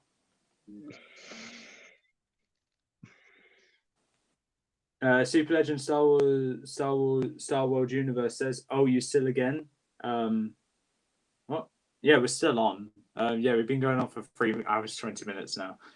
Speaking of which, let's wrap up the stream before it gets any longer, shall we? 3 hours 20 minutes. Thank you guys for watching. Hope you guys enjoyed it. If you did, smash that like button, subscribe, all that good stuff. Subscribe to Adam, of course, if you haven't seen any more of his awesome videos. What videos can you expect from us next? For me, Lego Customs. For Adam, probably has to be Battle of the Beast round 2, new generation. Otherwise, people are going to get impatient with me again. And remember, guys, make sure you subscribe to Adam Finn's archive channel because he'd rather have subscribers on the Adam Finn's archive channel than the actual Adam Finn's channel, from what I've heard from Adam. But that'll be all from me and Adam. That being said, Adam, would you like to say goodbye? Yeah. Peace. Peace out.